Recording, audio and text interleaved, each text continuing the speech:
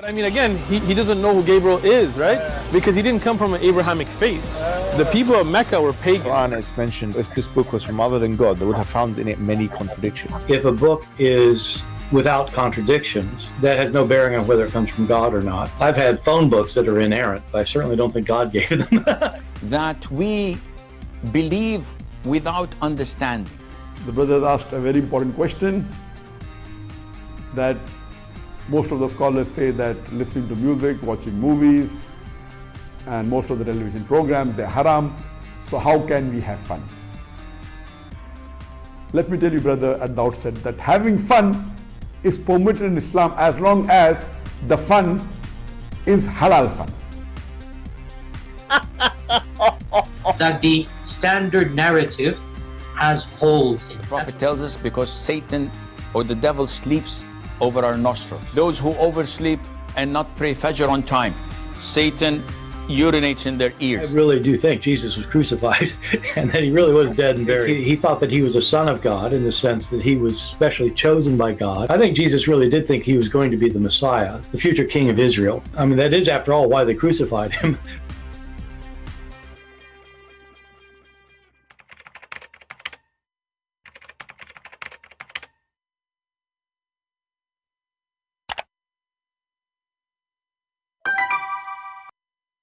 Hello everyone, and peace of Christ to all of you. Please invite your friends and let us have some good time together. I wasn't actually going to go live, because we don't have really too much action in lately. Not too many people sharing our channel. Thank you very much for not doing that, and not too many people doing their job.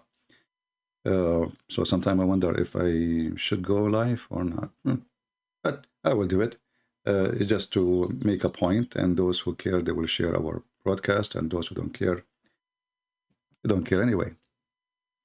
YouTube recommended a video for me, and I have actually, the link is down in the info for the video, and this is a Muslim channel.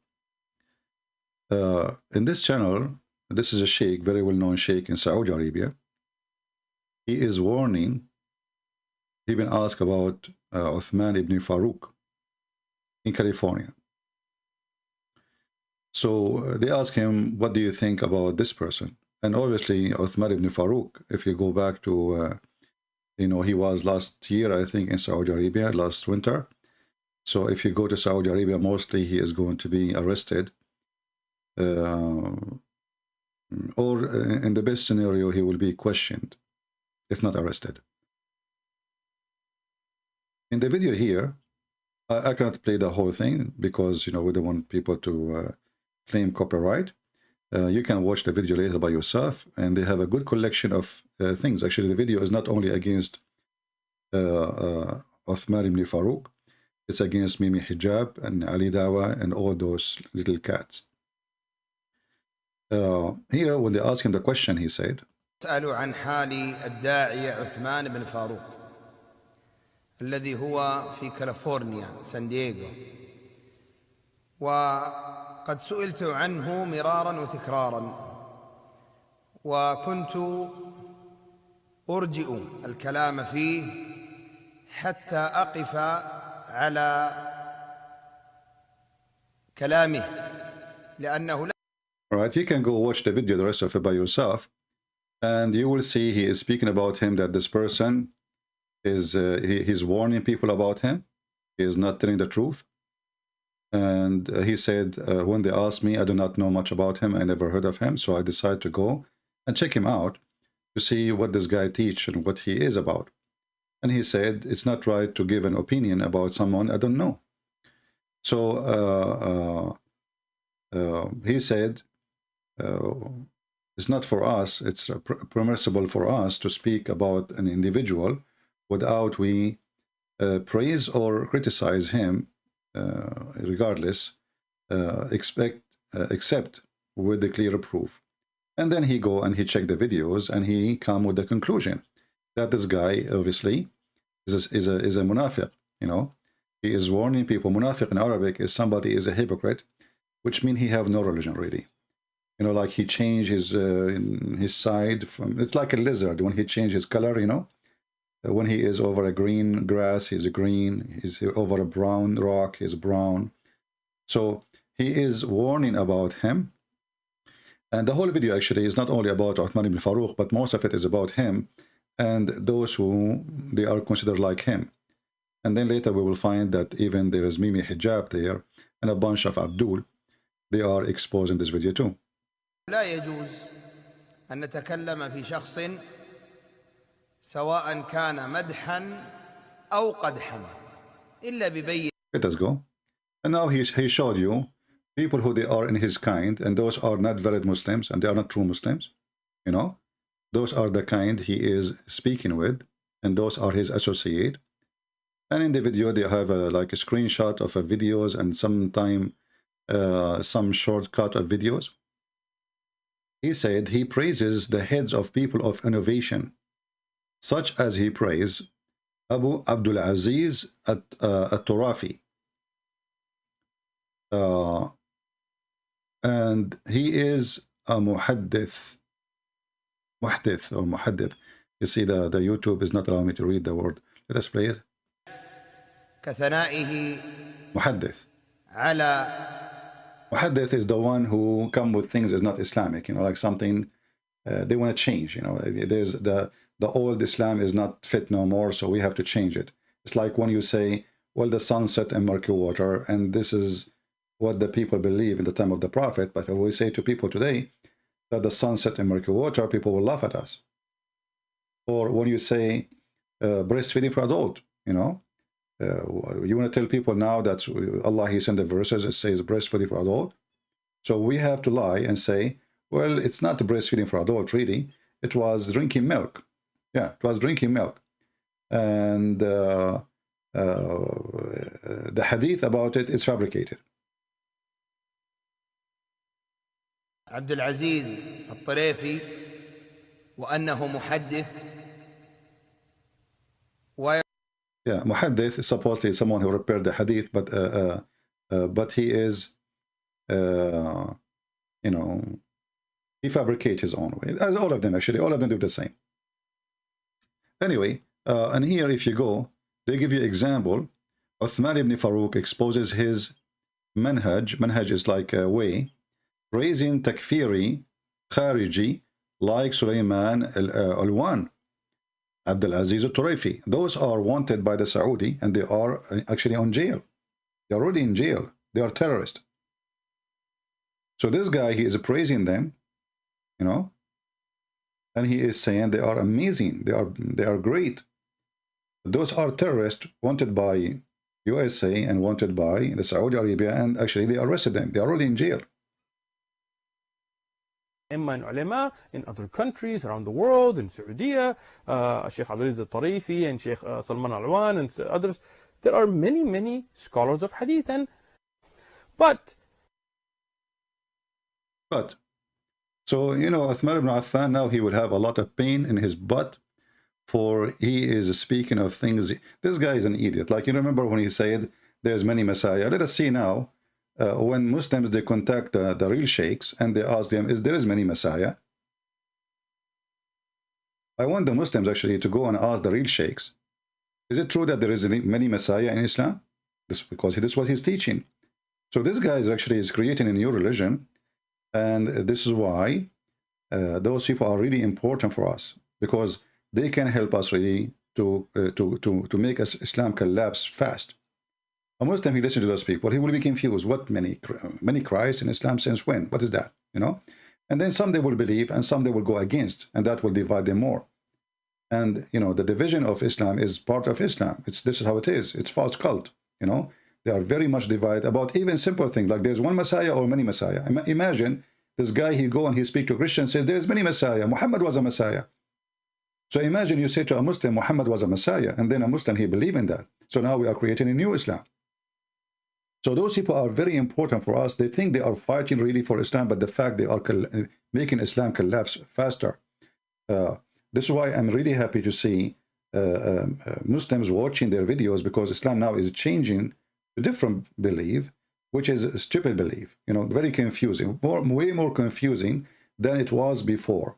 And, you know, look like this, the destiny of this cult, that every few years there is more confusion added to the previous confusion, to the point the belief today is nothing but a confusion, period. And this is why you are seeing those Muhammadan, they are fighting.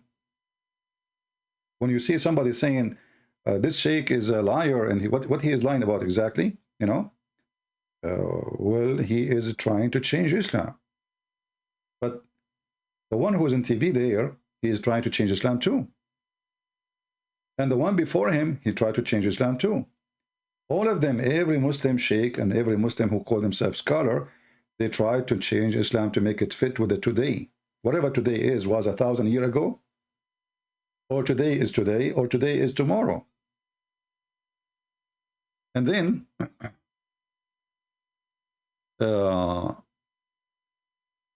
focus with me, my friend from India. Don't give me a question, have nothing to do with my topic. After mentioning At-Turaifi and Alwan is in a good light, is really calling to them, isn't it sufficient except if he frees himself from them and mention what the scholars say about them? Especially knowing that a lot of his followers already support Abdul Aziz At-Turaifi, as does one of his companions whose video are uploaded in his channel. His name is Asim Al-Hakim. We reference, even though we don't mean to support They are playing the voice sound very fast. And here, I mean, the video is really a collection of crazy stuff about Uthman, and then they keep moving, exposing him about things he say. Again, there is a part of video with David Wood here in this video. And now they go back to the Shaykh. He says, likewise, he praised Abu Ishaq al-Huwaini. Abu Ishaq al-Huwaini is a joker. This guy is the monkey of the town. And he said things, he denied them second day. The second the police call him, they say, I did not say that. And Uthman ibn Farooq, he said to him, next to him, and when Al-Huwaini, he gave him the microphone, Uthman, he said, well, it's like giving a candy to a kindergarten boy. Like, you know, he described him, he humiliated himself in the front of this idiot, who is nobody. He is not even a sheikh, you know. So Uthman ibn Farooq, he called Al-Huwaini as a sheikh, when this guy is a very shaky sheikh. This is the sheikh of nightclubs. So he called himself like he is just a kid like him, to honor him. Like, you know, they are really munafiqeen. They are really hypocrite who praise somebody, so later this body, he will praise them too. You know what I mean? Like exchange of benefit. So this guy, he have many followers too. Uthman, he don't. So I will praise him, and then he will praise me in return, and then I will get the same support. Bingo. Farooq. مدح أبي إسحاق الحويني وقال شيخ كبير عظيم. I'm not. Relax. He said he is a great scholar, he is a great sheikh, Azim, not even Azim, it's like from the greatest, you know, Azim, one of the names of Allah, he gave to a sheikh. So Al-Huwaini is a great scholar.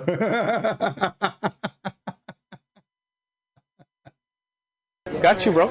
I did not even write a book of tafsir, so obviously I appreciate the compliment, David, but it is not true. Ibn Kathir, I'm a nobody. But there is a great scholar, Abu Ishaq al-Huwaini, for example. A great scholar, Al-Huwaini, as an example. I mean, this guy, unbelievable. This guy is a joke. Al-Huwaini, I will crush him between my two pinky fingers. What an idiot. And you know, when you say Ishaq al-Huwaini, Abu Ishaq al-Huwaini, tafsir, this guy, he have a tafsir since when? His tafsir is accepted by who?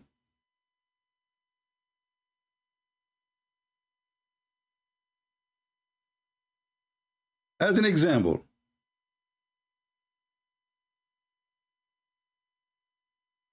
this guy, he don't have a tafsir really. He used tafsir Ibn Kathir to play with it.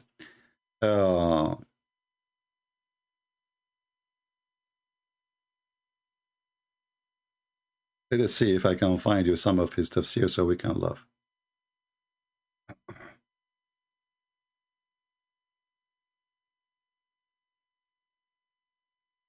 You don't even have a real book to consider. Let us see. Hold on.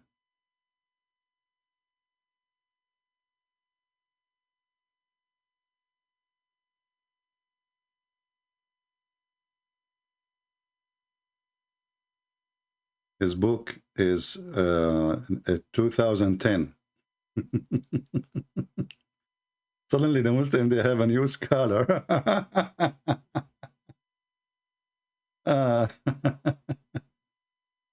Okay, hold on. Let's see if I can find.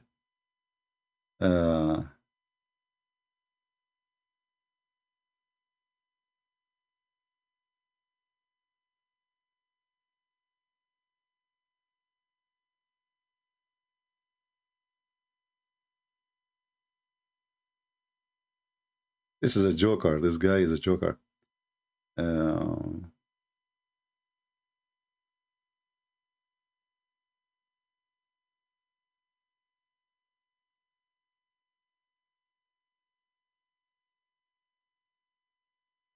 I need to find where I can like open his book so we can show you some stupid things about this guy.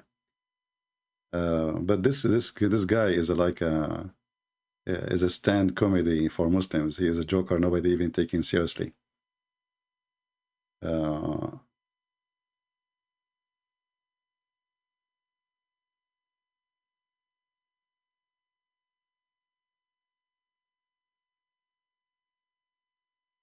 Let us see.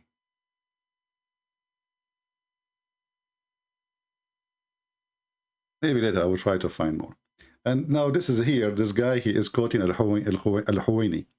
And this guy here continue, you know, mocking Ibn Farooq, so showing him that he is stupid, he does not know what he's talking about, and he should repent. And then here this says, Shaykh Salih Al-Fawzan. So he speak about Al-Fawzan too. I mean, this is all the collection of the garbage you can imagine. We do not pass the judgment upon him that he has made it lawful, just because he is okay. Continue upon major sin. I don't know what the topic is. I did not play it. Let us see what we go back a little bit. No, my brother, it's not ruled upon. It says unlawful.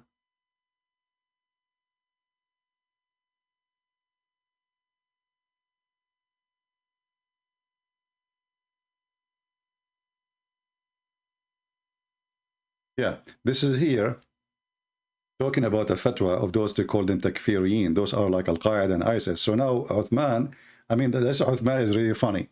He is the ketchup boy. In the same time, he support Al-Qaeda and the ISIS, but you don't dare really to say. But he mentioned names. Maybe he do not know those people they represent who. And now he's in trouble. So those people, they say, the one who commit major sin, he is a kafir, should be killed. There's a video of Uthman ibn Farooq. He was speaking so friendly when he was talking about gays and lesbians. Almost he's going to hug them.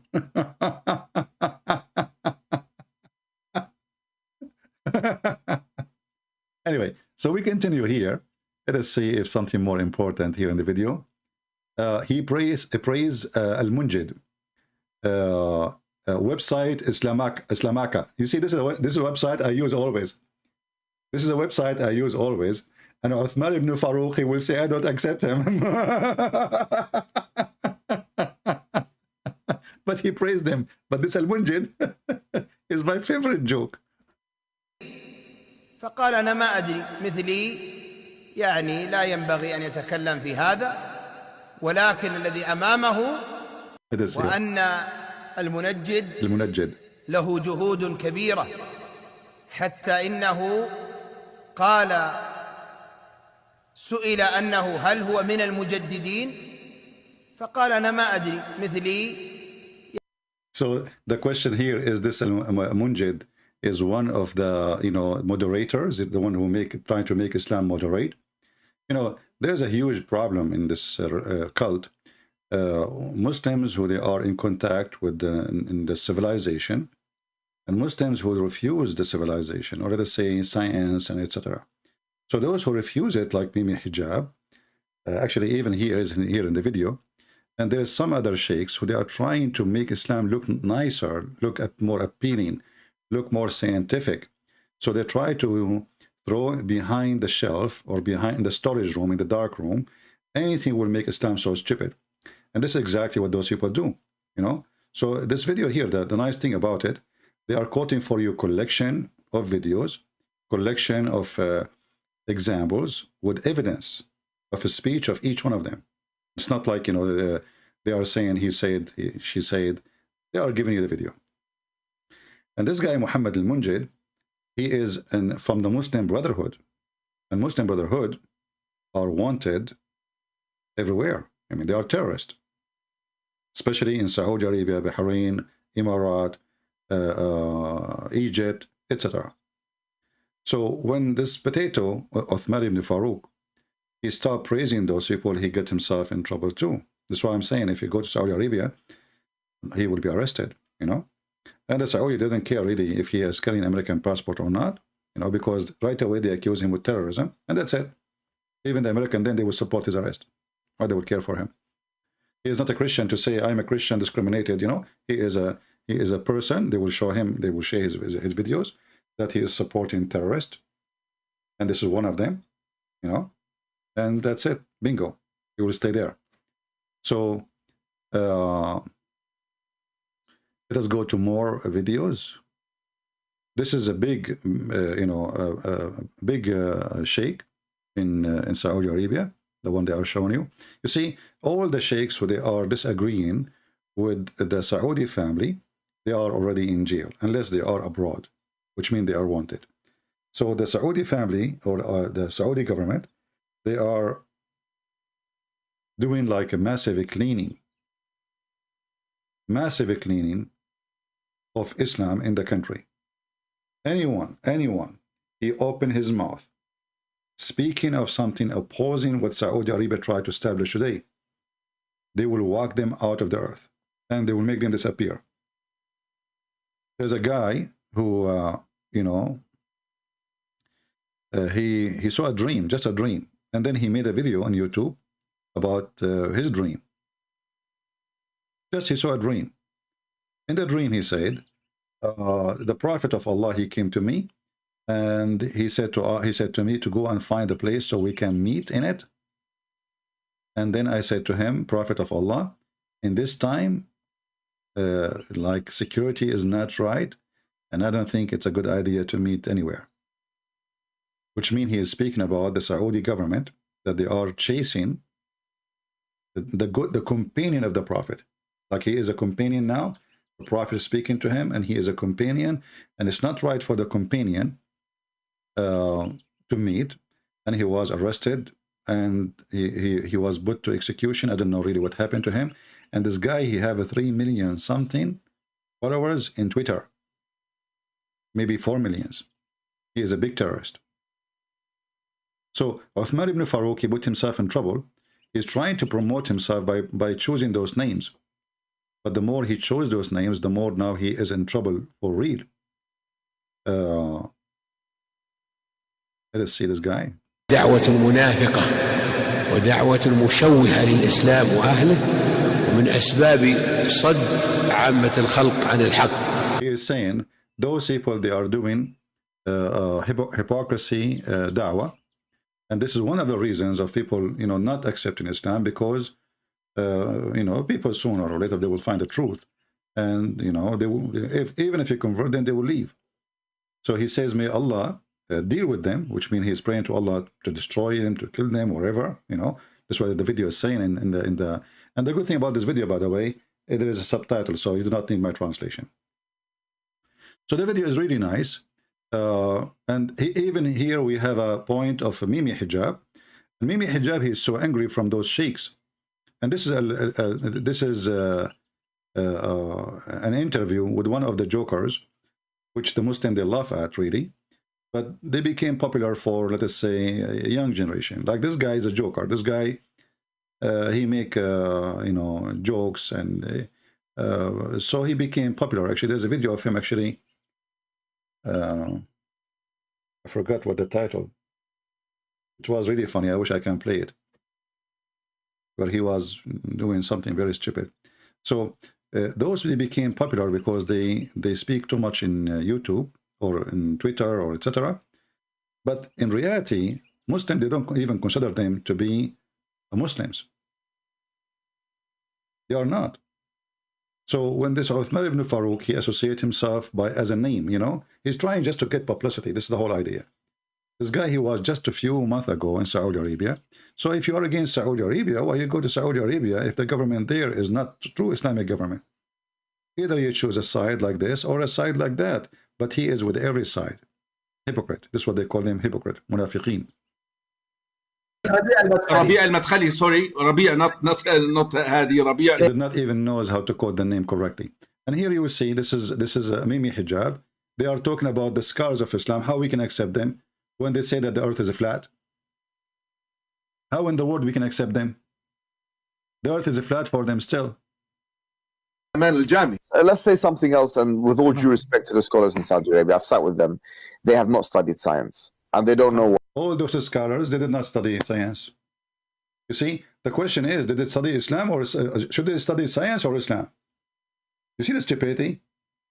They did not study science. So Mimi hijab, and look, they lay down. I mean, they are just a bunch of kids. Thanks to David Wood, he made him famous. So this was the best of action of David Wood. He made the stupid one famous. Mimi hijab, Uthman, you know, what you can say. So, and all of them, by the way, they were talking to me and David Wood, he jumped in the middle. And then he got them famous. He is saying clearly that the scholars did not study science. But he just said they are scholars. So I mean, they study Islam. Who care what science says for them? Shouldn't you follow what Islam says? So Mimi hijab is an example of those people who they are trying to make Islam look better by lying. We cannot say to people that the earth is flat, even though Islam and Islamic scholars and the Prophet himself say so. We have to, you know, we have to make Islam fit with science. So listen carefully what he say. Al-Jami, one of the leaders of, or the founders of the movement, Muhammad Aman al-Jami. Let's say something else, and with all due respect to the scholars in Saudi Arabia, I've sat with them. They have not studied science, and they don't know what. They shouldn't comment. Actually, they shouldn't comment on these matters, in my opinion. And Fakhamat al-Shaykh, you know, Shaykh al-Fawzan, he shouldn't be mentioning. I believe that this is one of his biggest blunders. All right, because okay, if you want to make a fatwa about not the shape of the earth, but the sun going around the earth, you want to make a fatwa about that. You need to know the different models. You need to understand what the ulama al-falak are actually intending when they say X, Y, and Z. Can you believe it? It's one of the greatest disservices of the ummah, I believe. Sorry, there are just some people in Saudi Arabia they do have ilm of fiqh, yes, of hadith, yes, of Quran, we agree, but not of ilm al-falak, not of. See? So they have knowledge of the Quran, but they don't have knowledge of science. But are they supposed to teach science anyway? The Quran says the earth is flat. Well, the earth is flat then. The Quran says that the sun set in murky water, then the sun set in murky water. The Quran says that the sun going around the earth. So do you see, guys, the stupidity? Do you see the shame? Do you see how shameful they are? Those scholars did not study science. These are scholars, they study Islam. This is what count. What count is what Islam says, not what science says. You know, if a person who is a scientist, he says to me, how in the world do you want to tell me that Mary, she gave birth and she's a virgin? I'm not going to change my belief. This is my belief. You don't believe, then who care? You see how hypocrite they are? So he admitted that they are scholars. He admitted that they study Islam very well. And he is nobody anyway. Who is he? But his problem is that those scholars did not study science. So if we study science, we should change what Quran teach and what Islam teach and what Muhammad said. Well, Muhammad, he said the sun goes every day from point A to point B. What does this have to do with the science today? How are we going to change what Muhammad said? Hmm?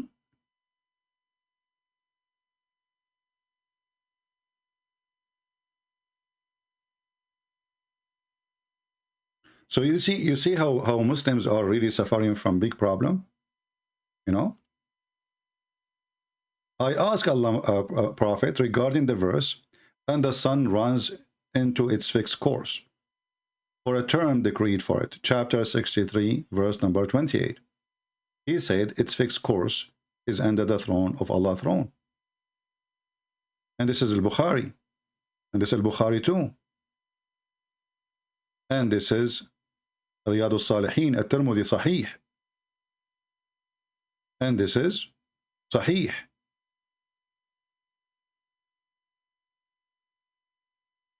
And this is Sahih. And this is Sahih. And all of this is Sahih. This is Sahih Muslim. Muhammad, he says to his companion, the guy who used to accompany him just to eat free food, Abu Dhar. Abu Dhar was a poor man. He is like the kind who, like, you know, there's some kind of people, they will accompany you because you have money, just because you pay for the bill, you know what I mean? Like, you are the sugar friend, so he go with you wherever. Muhammad, you don't pay for the bill anyway. He's a prophet, so wherever he go, free food, free drink, is welcome, a lot of respect. And Abu Dhar is the companion for that.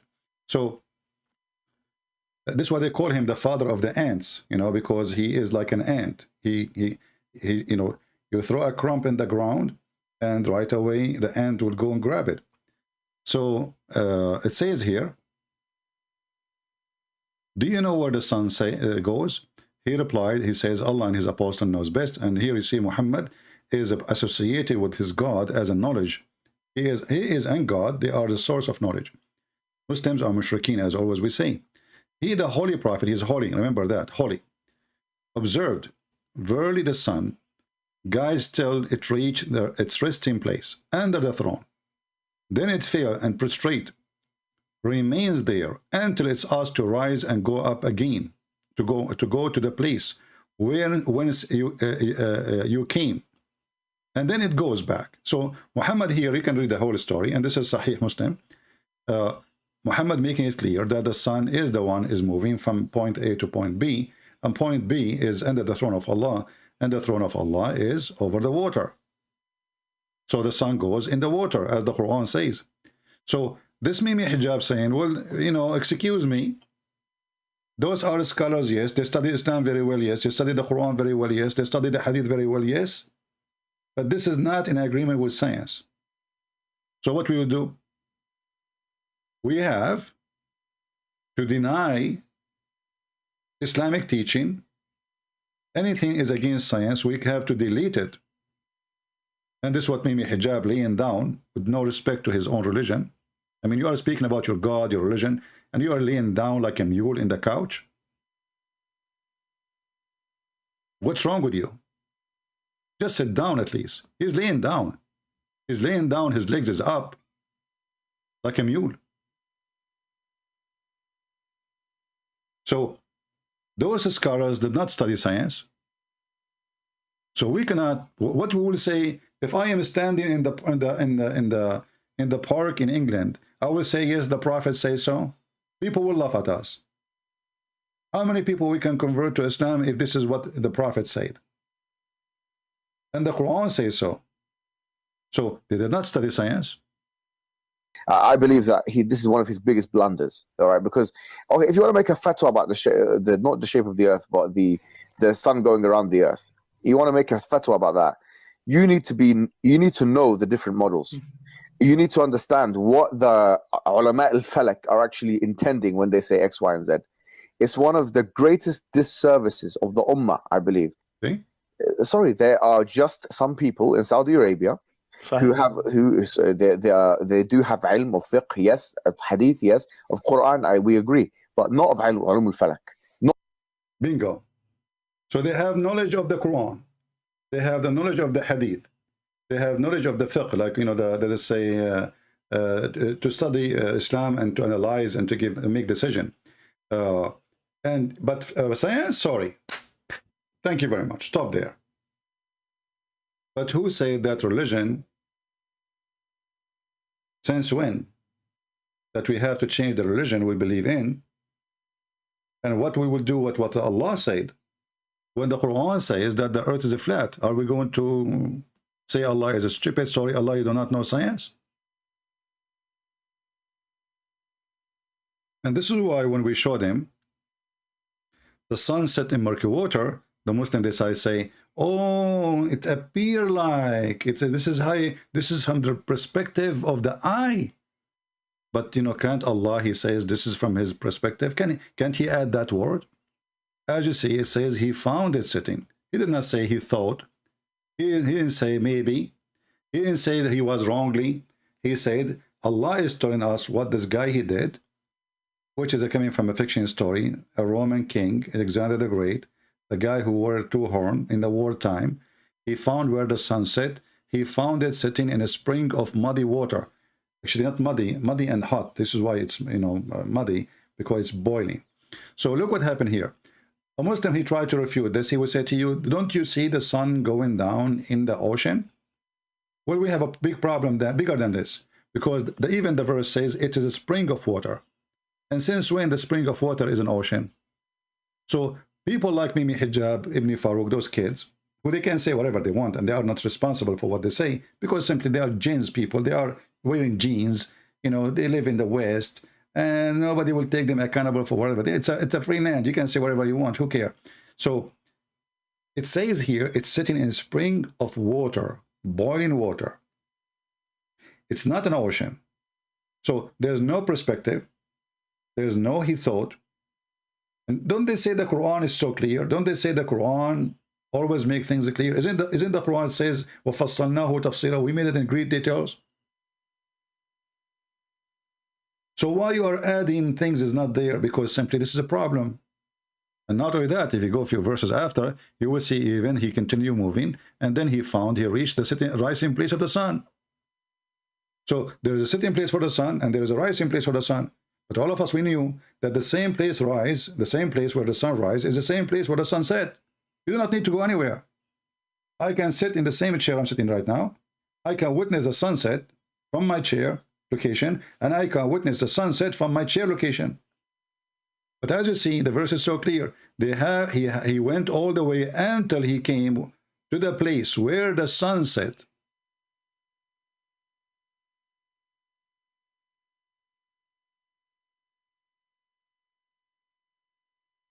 Do you see it?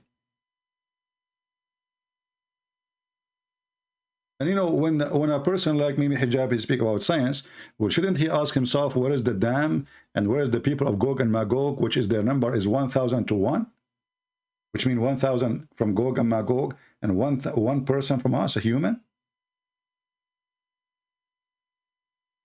This is not a problem. There's a dam built by Zulqarnain, and this dam will be open only in the day of judgment. And right now, behind there's a movie. It's called the movie like Z something movie, like where people they jump over a wall. I don't know. I forgot the name. It's like at the end of the end of the time. So according to Muhammad, according to the Quran, there's a wall built between us and those creatures, who they are very evil, and they will conquer the earth one day, and they will go all the way to Mecca and Medina, and they will throw their arrows at Mecca and Medina to the point the Muslim they will have enough wood for 7 years. Muhammad is speaking about wood. So Muslim cannot say the arrows is the arrows of China or the arrows or the missiles of Putin. Those are made of wood. Have you ever seen of those made of wood? So Muhammad, he says, from the arrow of those people, we will have enough for 7 years of wood for burning, for cooking. All right?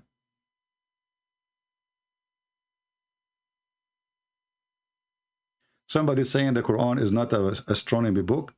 No need to say, by the way, the earth orbit, the sun. Well, my friend, your comment is not right, because you are saying to me, no need to say. Well, Allah, he said. You tell Allah. You see, the problem is that your God, Allah, he have a big mouth.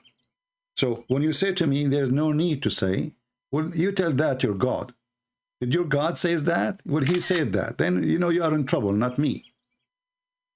If you don't, if Allah is God, and then he says stupid things as we see in the screen, then Allah, he put his nose in science, and he is in trouble.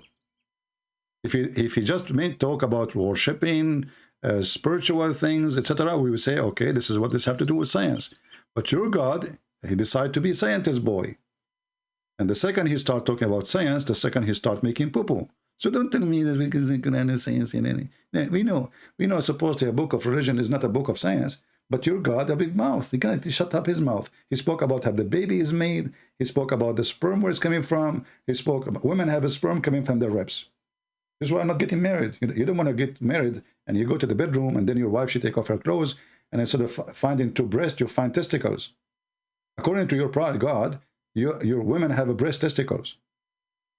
So don't tell me the Quran is not. It's too late. Tell your God before he open his mouth. All those verses in front of us about where the sun set, how the sun goes, where the sun goes, where the baby coming from. This is science, my friend. This is what does have to do with the spirituality anyway? Nothing. So your God, he have a big nose, and his nose is expanding the more he talk. You know the Bianco, what his name? The cartoon. So you want to make this is what the Muslims they're trying to do. They're trying to shorten the nose of their God. Like a Muhammad. So they deny what Muhammad said, that his nose will shrink, will shorten. Oh, the Prophet didn't say that. The Prophet didn't say the sun set in murky water. The Prophet, what he meant, well, let me show you what the Prophet said. Are you sure? Then we show them what the Prophet said. And then they will say, oh, this is not a true hadith. But it says there, Hassan. It says there, Sahih in chain. Oh, there's people lie about him. You know, the Prophet did not say that. This is your book. This is your Muslim. This is one of the authentic books of Islam right in front of you. The Prophet, he said, the sun set in a boiling water. No. Ask Uthman ibn Farooq. Like, who's Uthman ibn Farooq? This guy, he just took off his diaper yesterday. He put ketchup to make himself look like a hero. If he's a hero, he go and join Mujahideen. Ketchup boy. So, in order to find a way to escape the stupidity of their prophet, they try to make Islam clear from what Muhammad did and he said, and the Quran said. So when they speak about, like, if you go and find the videos of the Muslim sheikhs, did you ask yourself why they are saying the earth is flat? Well, there is a reason. The Quran says so. I mean, what they can do, they are being honest.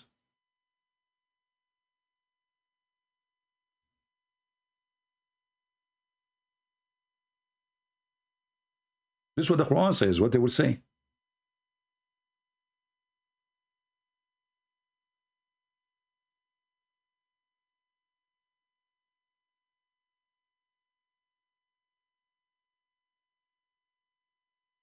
And this is what Mimi Hijabi was saying. Oh, those people, they go and watch like Memory TV, and they watch what they say in those videos, and people will laugh at us. So what he's trying to do is trying to let us escape the stupidity which is mentioned in our book, and we need to get rid of it. As simple as that. I'm just trying to find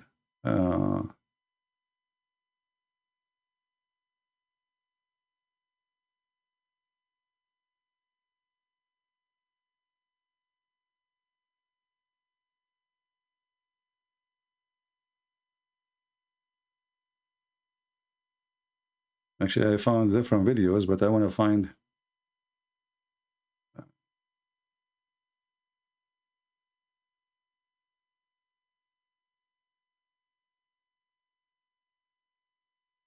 let us see this guy here.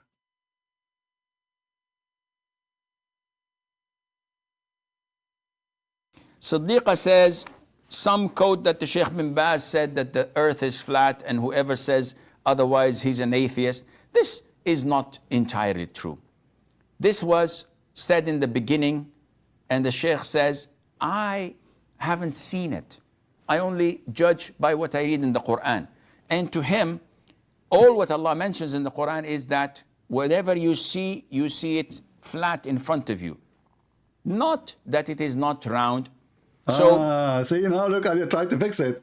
So he judged by the Quran. The Quran says whatever you see is a flat. So that's Quran says it's flat then. I mean, do you see the stupidity? They're trying not to lose the youth, the one who go to school and see that this is not right. Well, you just said that the Quran says whatever you see is a flat.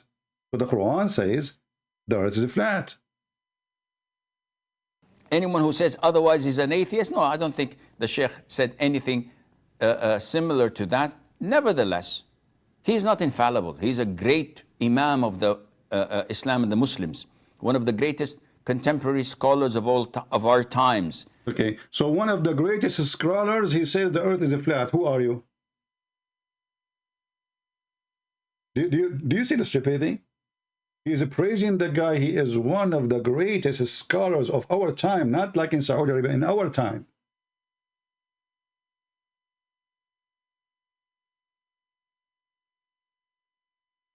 And what the greatest scholars confirm, that the Quran says that the earth is flat. And yes, do you remember when this potato ultimate fart, he says to me, he accepts the translation of Rashad Khalifa?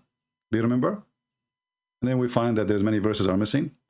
In Rashad Khalifa translation, he translated the verse.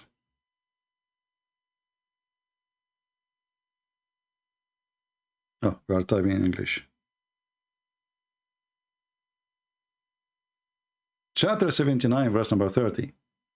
In the translation of Khalifa, he says, and the earth, he made it like an egg.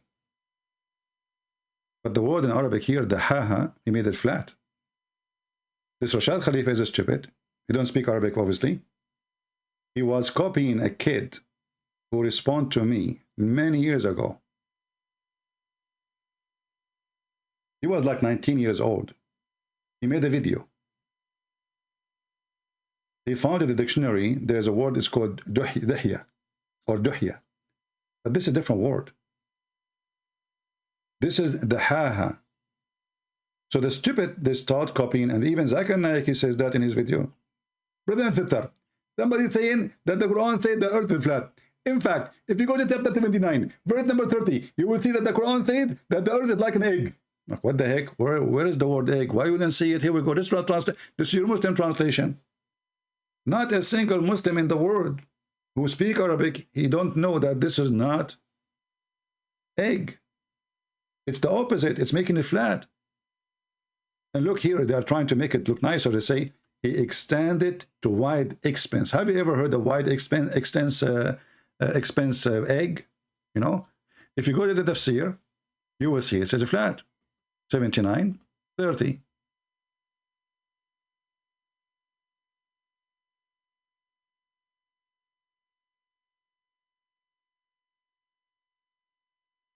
So this is what the Muslim now, they are struggling with. How we can get rid of this? Allah, he spread the earth. Okay, and Allah, he spread the earth. Where he spread? On the water. Where is the earth located? In the top of the water. Remember, you know how the earth is made, you know, there's a bowl, and the bowl in the water, and the bowl is carrying the, you know, the earth, and you know. If you go to different interpretation, we can change to all of them. You will see it says, he spread the earth, he made it flat. I mean, the word flat is there in front of your eyes. You see it? In order for the Muslim to make the Quran sound better, so they start saying, oh, this word is not flat, it's the shape as an egg. Perfect. You know? Shape as an egg. So the Muslim today, they are reshaping the Quran, reshaping the Hadith, reshaping the egg and the earth from being flat to be an egg. How much you can do of reshaping, right? A big problem for this cult, and they cannot live. You know, this is why me hijab, he says those scholars did not read, didn't know science. So look like if we know science, we have to change the Quran meaning to make it fit with the science, not what the Quran is saying. And here you see why this Mimi hijab is a joke, because either you follow science or you don't follow science. If you follow science, you cannot follow Allah, because Allah teaches things is against science.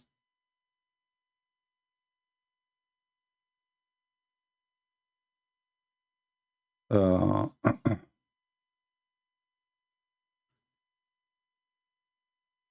us see here.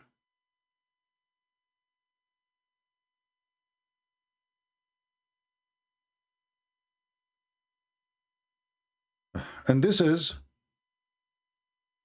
Ibn Kathir translation, interpretation for the same verse. As you see, and then Allah, He created the earth and He spread it out.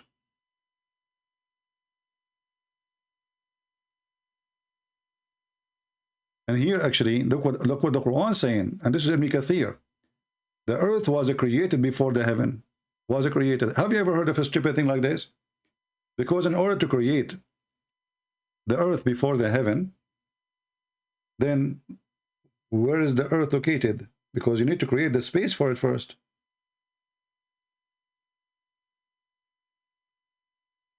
Do you understand? Can you create something before you create a space for it? So He created the earth. The earth was where? In the mouth of Allah, in the stomach of Allah. So the earth created before the heaven. And then after He created the heaven, you know, Allah, He spread the earth out. He made it flat.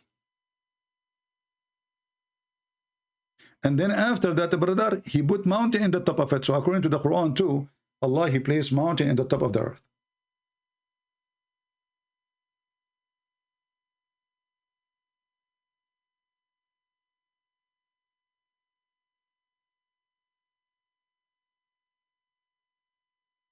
And this is why those who claim to be, you know, sheikhs or the debate Christians, they will not dare to come to someone like me.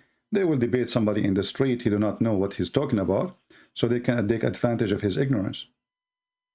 But here we make them shish kebab in 2 seconds. How many million people they watch the video where it says smash Allah, smash Allah. The salty water and the fresh water, they don't mix. But the Quran doesn't say anything about what the video is saying.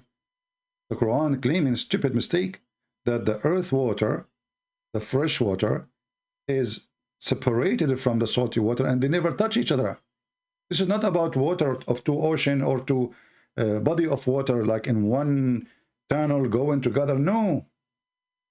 This is about Allah. He put a dry land between a sea of a fresh water. Muhammad, he think the water, the fresh water, is under the ground. There's a sea, which means wherever you go, there's a water. That's it. You dig, there's a sea. So this is why the Quran says that there's two seas. Did not even use the word spring of water. It says two seas.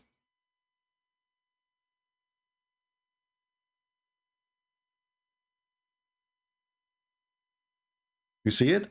Chapter 25, verse number 53.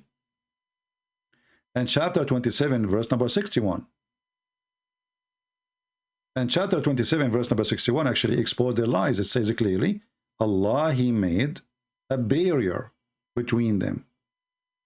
Do you see it?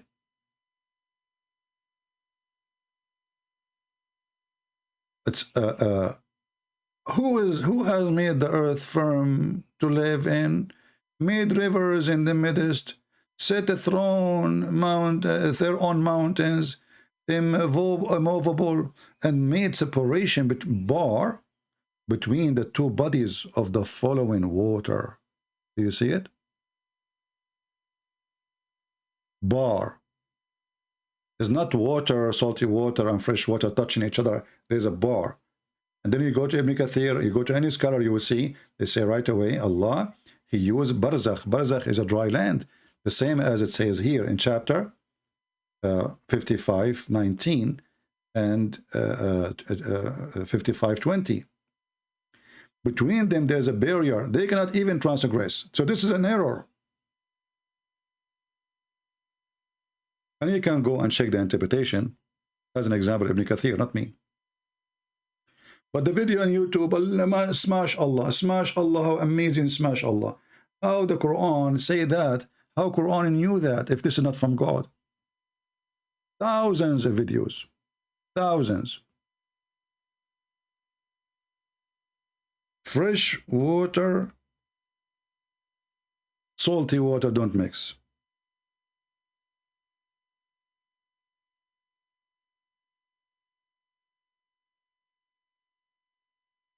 Quran.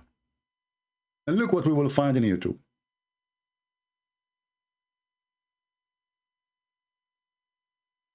How many result? It doesn't show the result actually in YouTube, but endless, my friend. Endless. Look at this. Look, brother.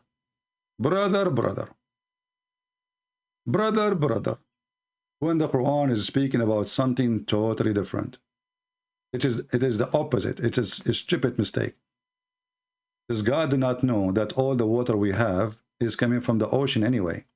So how we don't mix? And not only that, the rivers end in the ocean anyway. So how they don't mix? And not only that, we don't have two seas, the fresh water and salty water. So the Muslim, they show you those videos. How the amazing, brother. Huh? Look at those two certified idiot.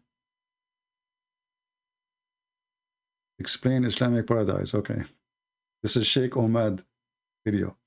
Yeah. So you see, but if you go and read the interpretation for this verse, you will see right away that this is not what the Quran is saying. The Quran is saying the opposite. That those, they don't mix. There is a dry land between them. Chapter 55, verse number 20. Let us go to Ibn Kathir.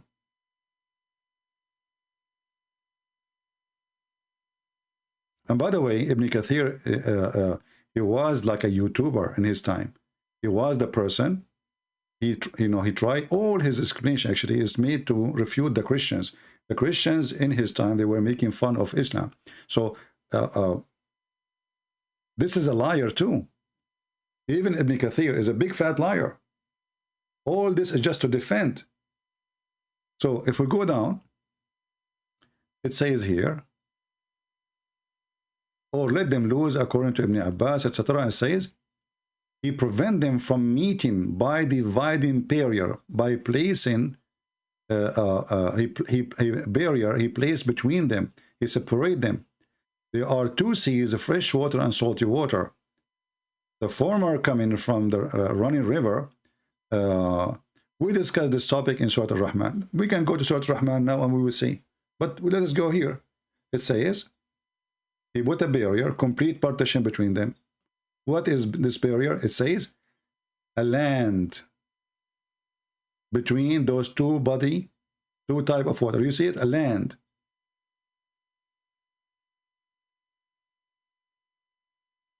This is what the word barzakh means.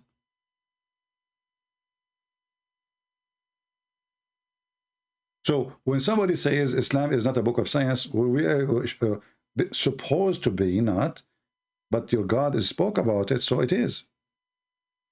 If your God did not put his nose on science and how the earth is and how the water is separated and how the baby is made and where the sperm is coming and how he placed mountains, etc., then we cannot say the Quran is a book of science. Quran is a book of religion, believing in such a God.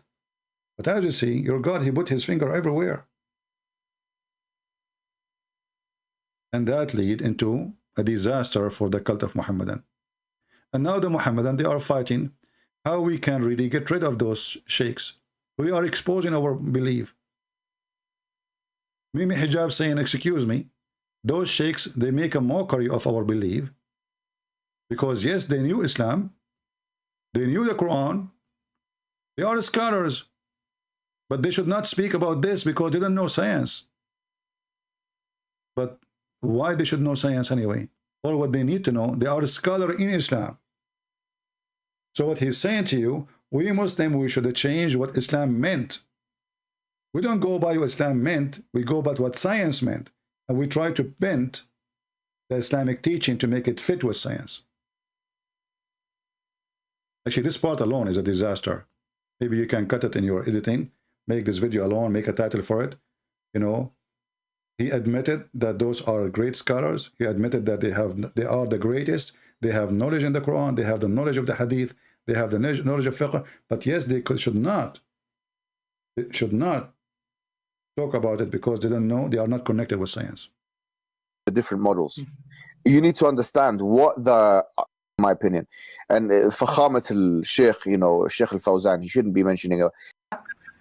in reference to Sheikh Hadi المدخلي وديع Sheikh ربيع المدخلي sorry ربيع not Hadi ربيع المدخلي. This vicious dog of the Madkhali movement, this is the most volatile movement in Islam today. One of the leaders of, or the founders of the movement, Muhammad Aman al-Jami, one of the leaders of, or the founders of the movement, Muhammad Aman al-Jami. Let's say something else, and with all due respect to the scholars in Saudi Arabia, I've sat with them. They have not studied science. And they... Guys, he sat with them. This guy, he sat with them. I sat with them. You know what? I think you did share the same conference room where they sat in the same toilet seat too. This is how you sat with them. He sat with them, so he became a scholar too. Okay. I don't know what they shouldn't comment. Actually, they shouldn't comment on these matters, in my opinion. Oh, he should comment. He can comment. The scholars, they cannot. I mean, have you ever heard of a drama like this? He just called them scholars of Saudi Arabia. They should not comment. They are the scholars, not you. Why you are making comment about it? Oh, because we are here to deceive and to lie. And Fakhamat al-Shaykh, you know, Shaykh al-Fawzan, he shouldn't be mentioning it. I believe that this is one of his biggest blunders, all right? Because, okay, if you want to make a fatwa about the not the shape of the earth, but the sun going around the earth, you want to make a fatwa about that, you need to know the different models. You need to understand what the ulama... So, can Muhammad make a comment about it? According to Mimi Hijab, Muhammad, he cannot. Because Muhammad is the one who says the earth go around. Do you see the stupidity? So the scholars cannot make comment. Their prophet cannot make comment. Allah cannot make comment. Mimi Hijab laying on his ass in the couch like a couch potato. He can make comment. All of drama what is the purpose of this drama? Islam is a joke. And Islam is a stupid. I have the link for the video. Is down in the floor. I'm not going to keep this video. You know, I will keep it maybe for an hour or so. So if you like to download the video I just made, this one we are talking now, wait maybe for 15-20 minutes until the video is over, and then you can download it. And here, Mimi Hijab, the Muslims are, you see, this video actually, they are laughing at all those people. This video made by Muslims, laughing at those, they call them jokers. Those are munafiqeen. Those are false Muslims. Isn't it amazing how the Muslims now, they are, what the problem? The problem is that you are trying to bend Islam to make it sound different. They're trying to create a new religion. Just to be accepted in YouTube.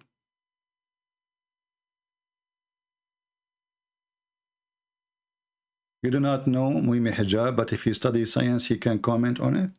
Okay. But we are not commenting in science, you idiot. We are commenting in the Quran. And isn't it you, the same person who said to me the Quran is not the book of science? My friend, do you have a diarrhea of the comments? Isn't it you, the same person who says to me the Quran is not the book of science? Quran is not astronomy book. No need to say by the earth orbit the sun. And then you say this to me, you donkey. So if the Quran is not an astronomy book, why the Quran is speaking about astronomy? And who is going to comment about the comment in the Quran about astronomy? Very silly people. Don't come here. I don't know. I think you are fake too. I don't think even you are a Muslim. I think you are just making stupid things to make Muslim look stupid. So I suspect you are working for a Christian prince, maybe. So I blocked you. Here we go. You are blocked. Are you happy now? I blocked you literally. Because you are making Islam more stupid than it could be. Sound fishy for me. Christian prince. So he studies science. He can make comment about science. We are not talking about science. We are talking about Islam. And Islam speak about science. This is why science is in the topic. Where those monkeys come to me from? Somebody opened the door of the zoo. Like somebody told you here we are scientists. Am I a scientist myself? Yeah, I used to work in NASA. You know what I do there. Like the president, the ex-president of Egypt, he told them that he was a member in NASA. He never been there. He don't even know how to speak English. Where do those people come to me from? So this is a great video. You can make you know, and here Shaykh Uthman, he described himself as little boy compared to this person. Look, this idiot, he is willing to humiliate himself next to this guy just to get promoted. الموضوع يعني ونترك الشيخ عثمان يدلو بدلوه فيه ان شاء الله. تفضل جزاك الله خير. Shaykh is like somebody who gives a PhD thesis and then hands it over to a kindergartner. Did you see what he called himself? Did you see what Shaykh Uthman compare himself to this guy? But this guy is the biggest potato ever. This guy, he knows nothing really about religion. He make a comment about the Quran. He use mockery. He use jokes. He use a wife and the mother-in-law, and he tried to make it connected to the Quran just to explain what Allah is saying. And then people laugh at both. They laugh at him. They laugh at the Quran, and they laugh at what Allah is saying. So Uthman, he compared himself to this guy, saying he is like a little tiny boy in a school compared to him. MashaAllah. You give me the mic to someone like me. MashaAllah. Shaykh is like somebody who gives a PhD thesis and then hands it over to a kindergartner. And people are laughing. Now the guy next to him, he will feel so good, you know. This is what Islam is about. Allah and his messenger knows best. So now the guy, he is so excited. Yeah, Shaykh Uthman is good for me. I will always accompany him, and I will say he is good too, because he is saying that I am the best. Forget about the rest. Yeah. So anyway, feel free to download this video, share it with your friends, and the video for this here is in the comment section. So download it, and you know, if you would like to share it around and let them laugh at each other. So as you see here, they cannot debate us. This is why they run away from debating us.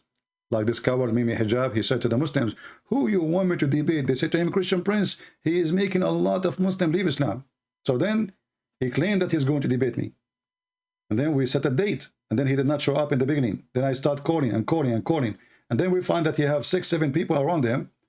And he put the speaker far away from the microphone so nobody can hear me what I'm saying. They can hear you or hear him only. And then he did not allow me to talk. He said, did you say that?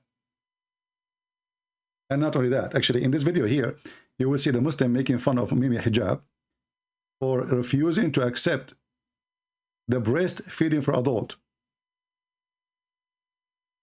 Let us see where is the part of Mimi Hijab refusing it.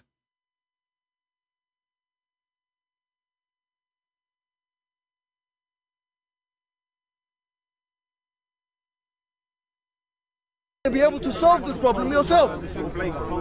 And unusual pseudo references to the Salaf and whatever, the Salaf. It's a nostalgic idea of returning to the Salaf. This vicious dog of the Madkhali movement.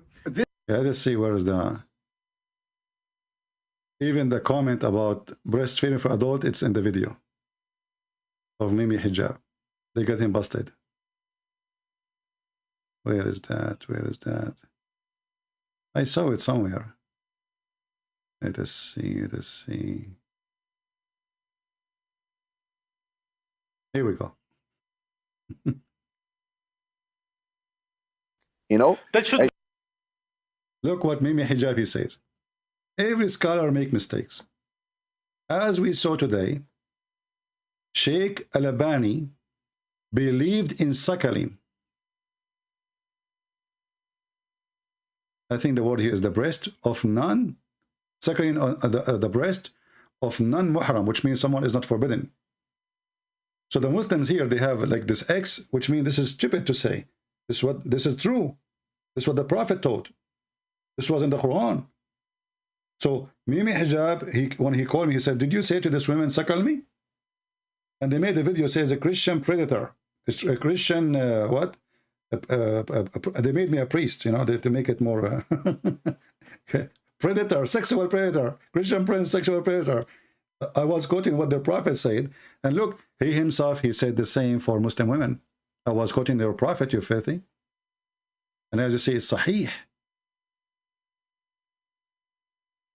And this is the comment of Mimi Hijab. Okay, can I suck your wife's tit to make her haram? The ignorant, again, he forgot that sucking the wife's tit does not make you haram. No, does not. Which proven again that your haram mean forbidden. Which means Islam is stupid and Muhammad is stupid. Because what's the point? If the boy or the man, he still, this is a growing man, if the man still can have sex with this woman, he can even marry her. So what's the point of suckling 10 times?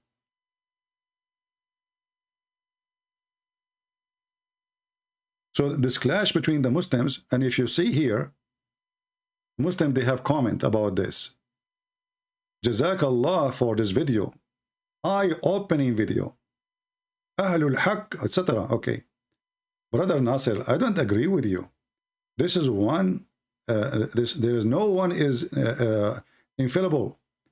Just because he made mistakes doesn't mean that he should be cancelled. The man calls in the Quran and Sunnah. And here, this is a good clarification of Uthman. Condition, I hope that Uthman and the brothers who watch this take as advice and not as a permanent of this brother, blah, blah, blah. Okay, they start bashing the guy now. Subhanallah, I live in Germany. And what is the proof saying Per Volgar is his party? May Allah reward you and Shaykh Omaysan, the one who was attacking Uthman. Much needed videos.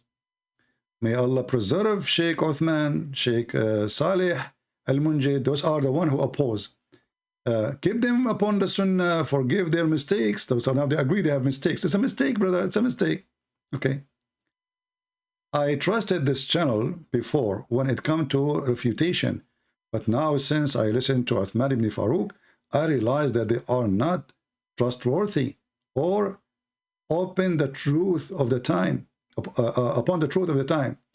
In fact, some of them, they are just simply jealous for their brothers. Subhanallah, may Allah cleanse our heart.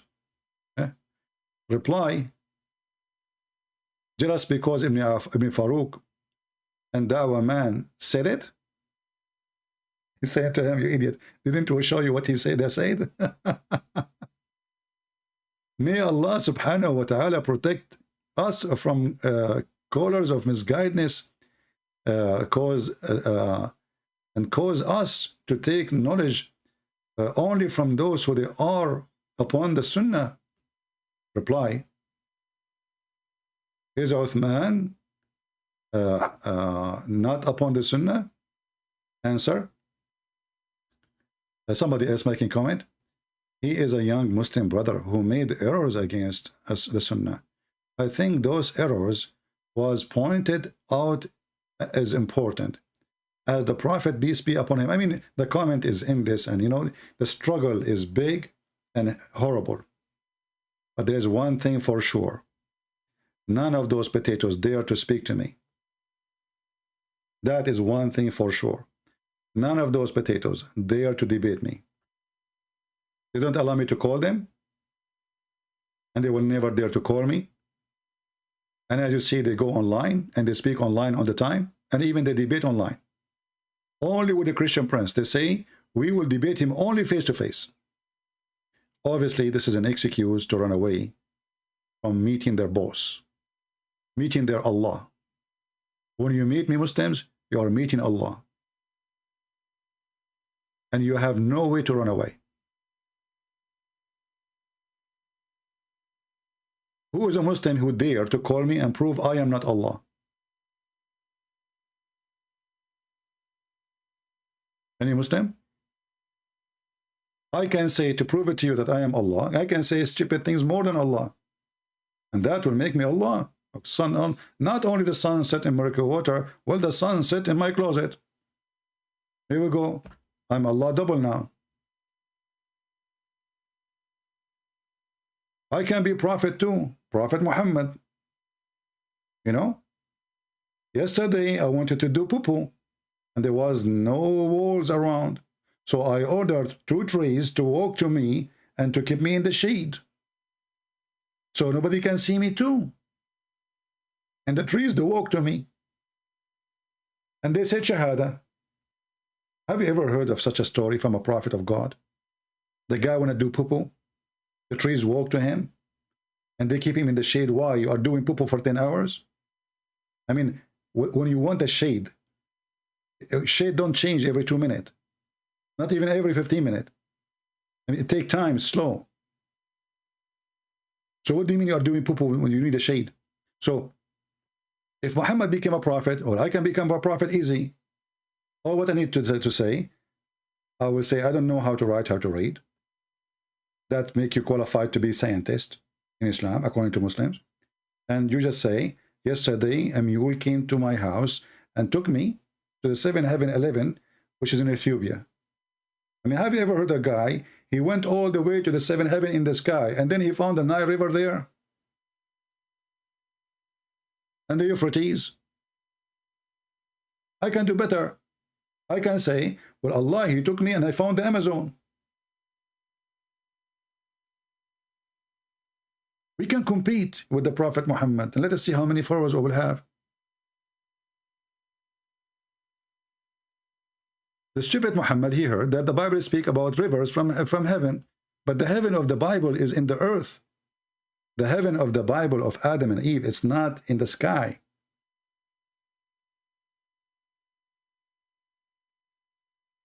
Once I debated a Muslim, Shaykh, he's from Lebanon, and we posted in Arabic in YouTube. The coward, the son of Muta, he reported me to YouTube. In less than 20 minutes, they took it down. It was hilarious. Because everybody started laughing at him. He's a sheikh, long beard, 6-foot beard. If you see his beard, the guy, he opened his camera, 6-foot beard. I mean, the guy, he is, you think he's coming from the sky. He's like sent by God. And then the idiot, he do not know that the heaven of Allah, of Adam and Eve, it was in heaven.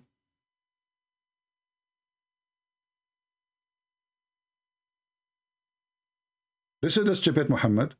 He says, Sihanu wa Jihanu wal Furatu wal Nil, kullun min anhari Jannah. He took that from the Old Testament.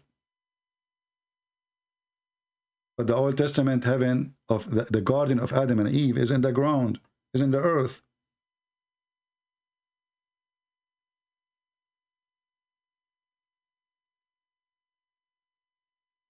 So the confused Muhammad, he go and he copy verses from the Old Testament, and he make it fit with his religion. But in your religion, the garden of Eve, it was not in the earth. So if the Nile River is in the 7 galaxies, behind the 7 galaxies, 7 skies, according to the Quran, how the Nile River is here? And Euphrates and Sihanu and Jihan, those are dead rivers now.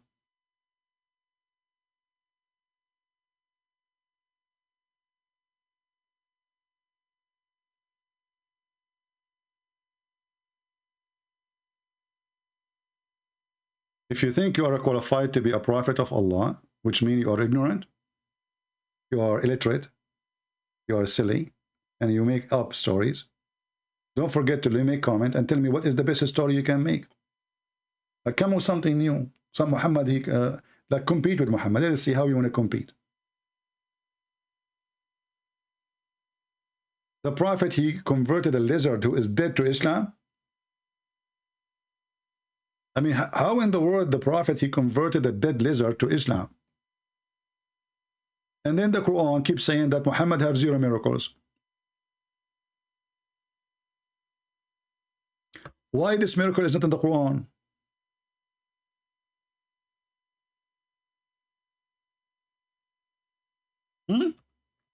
Why the miracle of Jesus in the Quran? The miracle of Moses in the Quran? The miracle of anybody is in the Quran, but the miracle of Muhammad is not in the Quran. The tree say Shahada, the camel is speaking to Muhammad, the lizard say Shahada, and he's dead. An Arab guy, he came to Muhammad, and Muhammad said to him, why you don't convert to Islam, buddy? He says, if this lizard convert to Islam, I will convert to Islam. And you have a dead lizard to eat him. You know, those are the desert lizard. They are big. So he said, if this lizard convert to Islam, I will convert to Islam. Then the Prophet, he spoke to the lizard. He said, Assalamu alaikum, lizard. The lizard, he said, Wa alaikum assalam, Prophet of Allah.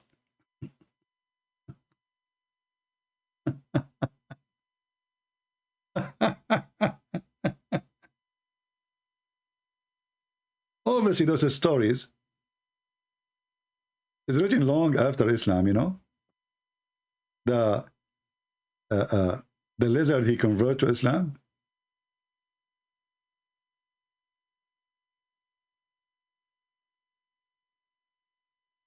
And by the way, this is the website. They were asking, what his name? Ibn Farooq, how you accept this guy to be a sheikh, you know? This is his website. I use this website always. So anyway, the lizard, you know, when the guy, he says to him, if this lizard convert to Islam, I will convert to Islam, okay? So the Prophet, he says, hey, lizard. And the lizard answer with the clear Arabic words. Let me use a Google translation, hold on. I mean, you know, it's in Arabic, but we can do. So the Prophet, he says to him, hey, lizard.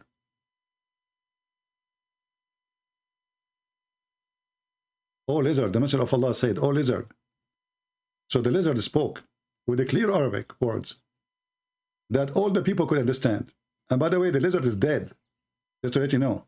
The guy, he hunted the lizard, he killed them already.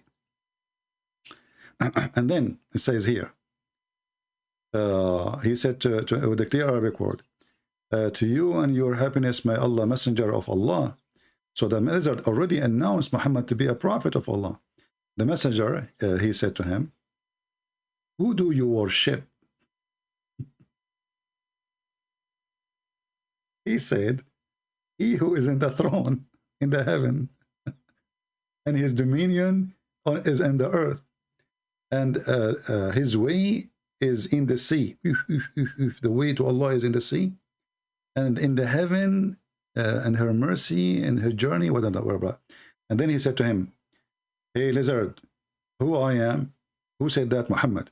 Muhammad said to the lizard, who I am.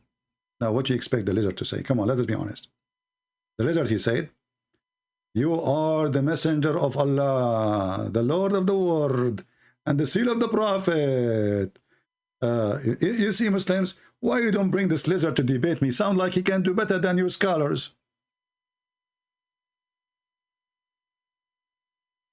Huh?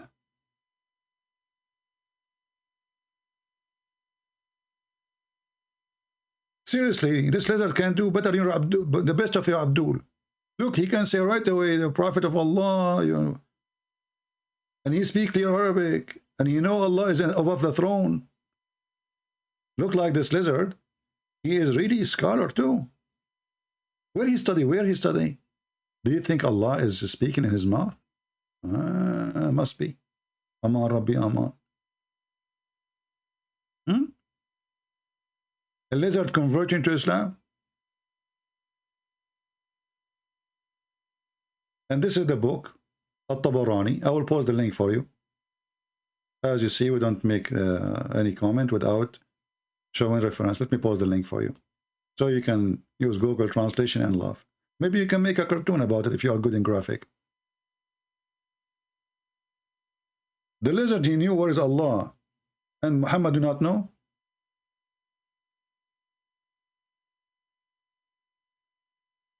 The guy, he have a full understanding of Islam, and he was dead. He was dead. I just shared the link already.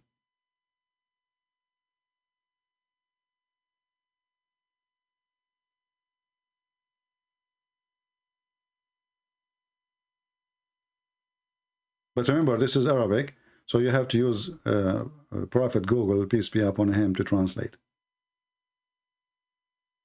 Yeah? The Prophet, he convert the camel to Islam. The Prophet convert the tree to Islam. The Prophet, the rocks, they say to him, Assalamu alaikum. The Prophet, when he do poo-poo, the earth open wide and swallow his poo-poo. And I was wondering, where is my poo-poo going? In my house, there's little seat. It's white seat. I don't know. I'm an Arab. I don't know how they work. You sit on it. You stand up. You hold something to stand up. You hear a sound of water running. And then you look down. You see nothing. Look like I'm a prophet too. And the earth is swallowing my poo-poo. I mean, even his poo-poo is amazing.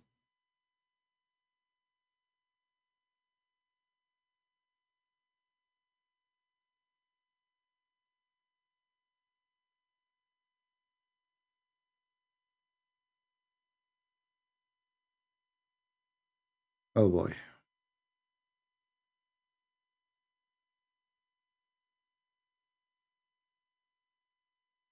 Anyway, so we will keep this video for a few hours. Don't forget to download it.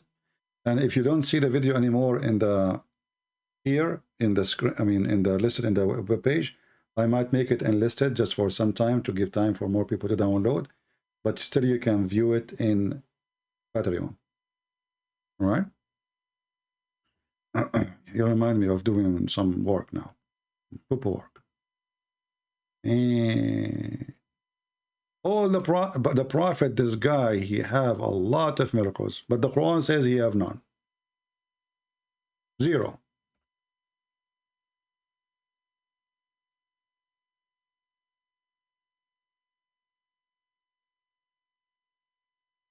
And look at the lizard when he says, Allah, a prophet, he says to him, who you worship. Look how the question is clearly, made and targeted. Is a question the belief of this lizard, because you never know, he might be Hindus. I mean, how you know? These days everything is possible. He might be an immigrant coming from Thailand.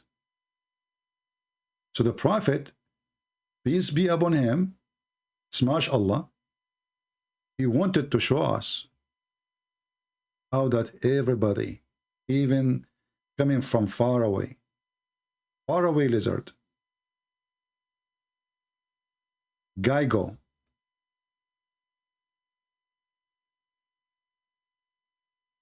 he believed in Allah too. And not only that, he knew, brother, who is above the throne. And Muslims, Abdur, didn't know where Allah. We ask a Muslim, Abdur, where is Allah? He don't say, no, don't answer this question. Is Allah is above the throne? Is he located above the throne? If we don't answer those questions. So how come the lizard, he can answer it? By the way, there's some kind of lizard. I'm not sure if they are converting to Islam or not yet. I mean, look at this guy. What is the problem? Don't you think he is a believer or what? I'm just looking at this website here to see what, look at this lizard here, this yellow one. Smash Allah. There is no way this guy is a believer, Or look at this one here too. Or look at this guy. Aman Rabbi Aman. What is growing in his back? And the Prophet, by the way, he is a specialist with lizard. Do you remember when the Prophet once they brought him lizard to eat? You see those Arab before they start attacking the neighbors, taking their money, they were very poor. That's why they joined Muhammad, so they notice how much money they can earn. Kidnapping people, slavery, blonde women, the woman, the gold, the silver. So once the companion of Muhammad, they brought him a lizard.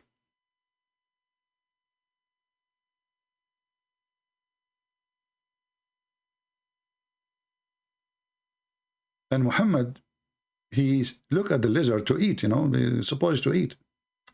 He look at the lizard and he says, you know what? They have 5 fingers. Let me see where I can find the hadith. Let me put the screen down so you don't get you a headache. Okay.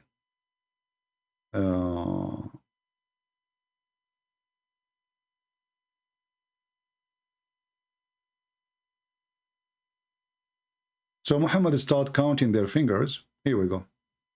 And he noticed something very important. See, the Prophet is scientist. He's not just normal person. The Messenger of Allah, they said to him, oh, this is actually not the one. I want to see which one he counted the fingers. Hold on, not the one.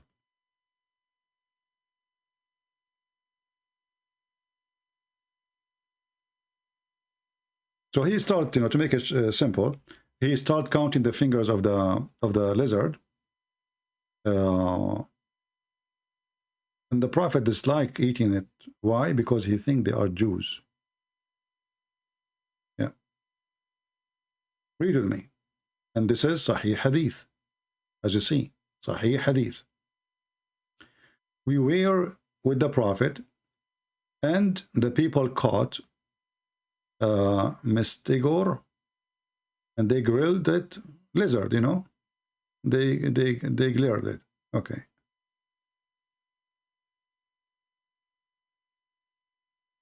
They grilled it and ate from it.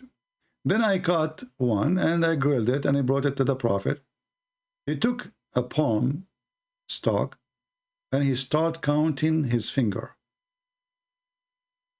with it.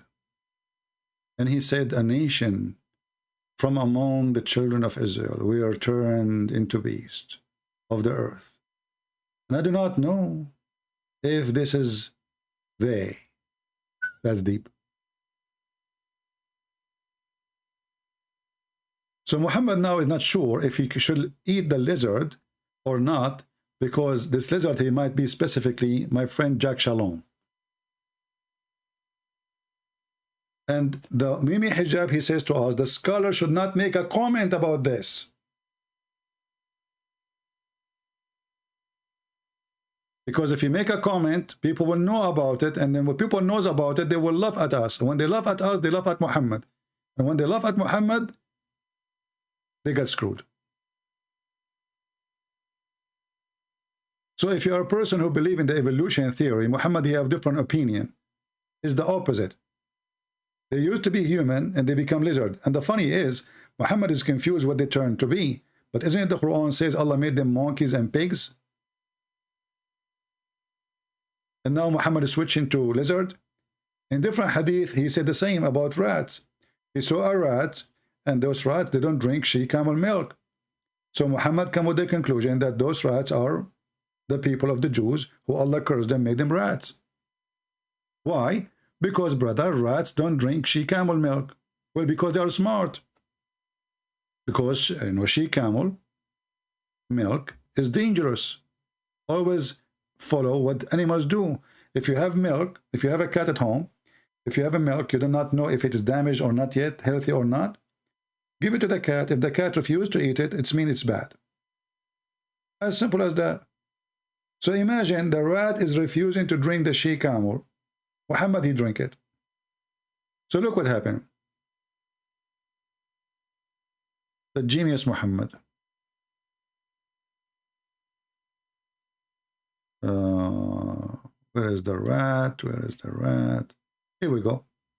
Muhammad again making the same poo-poo.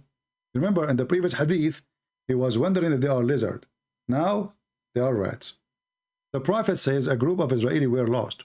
Nobody knows what they did, but I do not see them except that they were cursed and changed into rats. Okay, Prophet Muhammad, how you know that? Muhammad is a scientist. Look, he study, he observe. For if you put the milk of a she camel in front of a rat, it will not drink it. But if the milk is a sheep, put it in front of it, it will drink it. So Muhammad, he came to his conclusion. The Jews, it's written for them, brother, in the book of Torah, that they cannot drink she camel milk. This rat is not drinking she camel milk. Conclusion, this rat is an Orthodox Jew.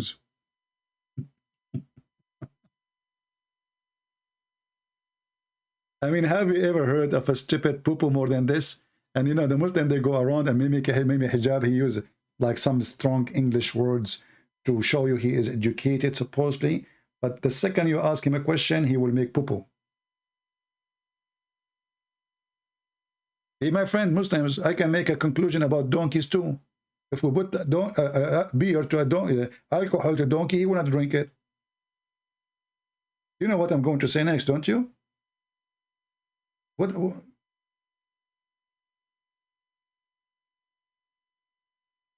Who drink camel urine, save you? Monkey drink camel urine. Muslim drink camel urine. Can we say monkeys are... I mean, what a stupid... This is your smart prophet? So this is the conclusion now? And what do we do with the Quran? Why the Quran says Allah, he made them pigs and monkeys? Why Muhammad is confused? So sometimes they are lizards, sometimes they are rats, sometimes they are pigs and monkeys. I know, by the way, true story about being cursed. There's a guy, he made fun of me once. You know, he hurt my feeling, honestly. He made fun of how I look like. And you believe it or not, brother, I prayed to Allah all night. And then Allah in the morning, the guy who woke up, he looked like me. He came to me, brother. I said to him, he said, he's still laughing at me as the way I look like. So I said to him, did you look in the mirror, brother? The guy, he went to look in the mirror. He saw his face. He looked like me. He fell down in the ground and he was dead. Smash Allah. True story. Sahih al-Bukhari. Do you know the story of the guy who made fun of the miswak? Miswak is a piece of wood, root. Muslim Muhammad, he used to put it in his mouth. And the same root, they beat the camel with it. The Muslim, they said to you, it's very short. That the fact it's a really wrong route. Today they make it short because it became commercial business. Every Muslim want to buy it, supposedly. So a Muslim, he's not a believer. He's not a good believer. So he made fun of the miswak and he inserted the miswak in his anus. Brother and sisters, you believe it or not? Allah, he punished him and he made him make delivery. He became pregnant, brother. And he made delivery after 9 months. And he gave birth to a rat. Any Muslim can say to me, I'm lying?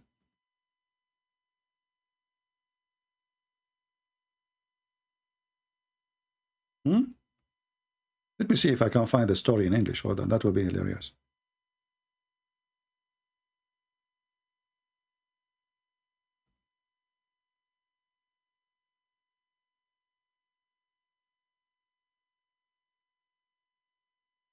True story.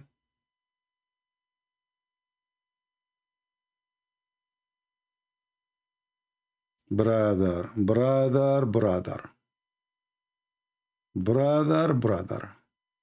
Okay.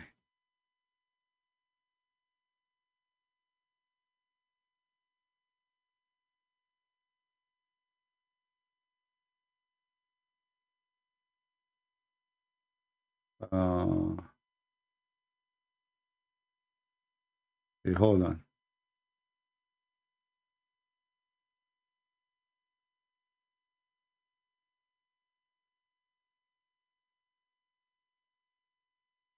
All those videos are speaking about the story.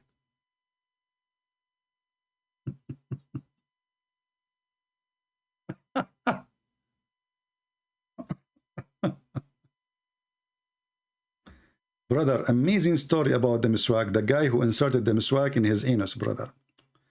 And how Allah, brother, he punished him, brother.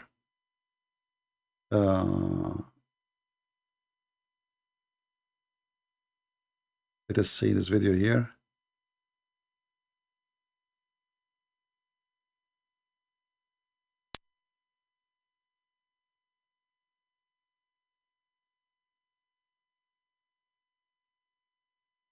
أختم بوقعة عجيبة جدا جدا. قال ابن خلكان، ذكرها ابن خلكان، والقصة ذكرها ابن كثير في البداية والنهاية الجزء 13. Guys, this is a story from Ibn Kathir, very number 13. الجزء 13 صفحة 72. Ibn Kathir, volume 13, page number 72. Listen carefully. This is not a Christian prince saying that. 70. وفي صفحة 2 الجزء 13 ذكرها ابن كثير في البداية والنهاية الجزء 13 صفحة 273 وفي صفحة 263. And in the page 263, this is the book of Al-Bidayah and Al-Nihaya, Ibn Kathir, about the guy who inserted this, وذكرها صاحب شذرات الذهب. Now the guy is counting for you how many scholars they mention this story, and this is a true story, brother. قالوا لها دير أبي سلامة وكان بها رجل من العربان فيه استهزاء زائد بالدين. The guy, he's from the Arab, he make fun of Islam. فجرى يوم ذكر السواك وهو جالس. Once they mentioned to him the siwak, so he was sitting. الشيخ عمل محاضرة كلها عن السواك، خطبة جمعة كلها عن السواك، فقال سواك ايه بس؟ والله لا أستاك إلا من الدبر. شفت الفاجر؟ He said, what siwak, man? I'm going to put it in my anus. فاجر. وبالفعل أدخل السواك في دبره فآلمه تلك الليلة. So he put the siwak inside his anus, and it was hurting him that night. I mean, the story is really, this is Islam. And nobody get offended, and nobody says this is stupid, and nobody says what the heck is that, and nobody question how true the story is. Unbelievable. Now, if anyone of you, he can add subtitle to this video in Arabic, I can post the link for you, so people can die laughing. This is Islam, my friend. Not Islam of Mimi hijab and those guys who that lie to you. The guy, then he gave birth to a rat after 9 months, because he put the miswak in his anus. See what happened to you when you make fun of the miswak of Allah? Who of you would like to give birth to a rat? Try it. Huh? Smash Allah. Smash Allah and try it.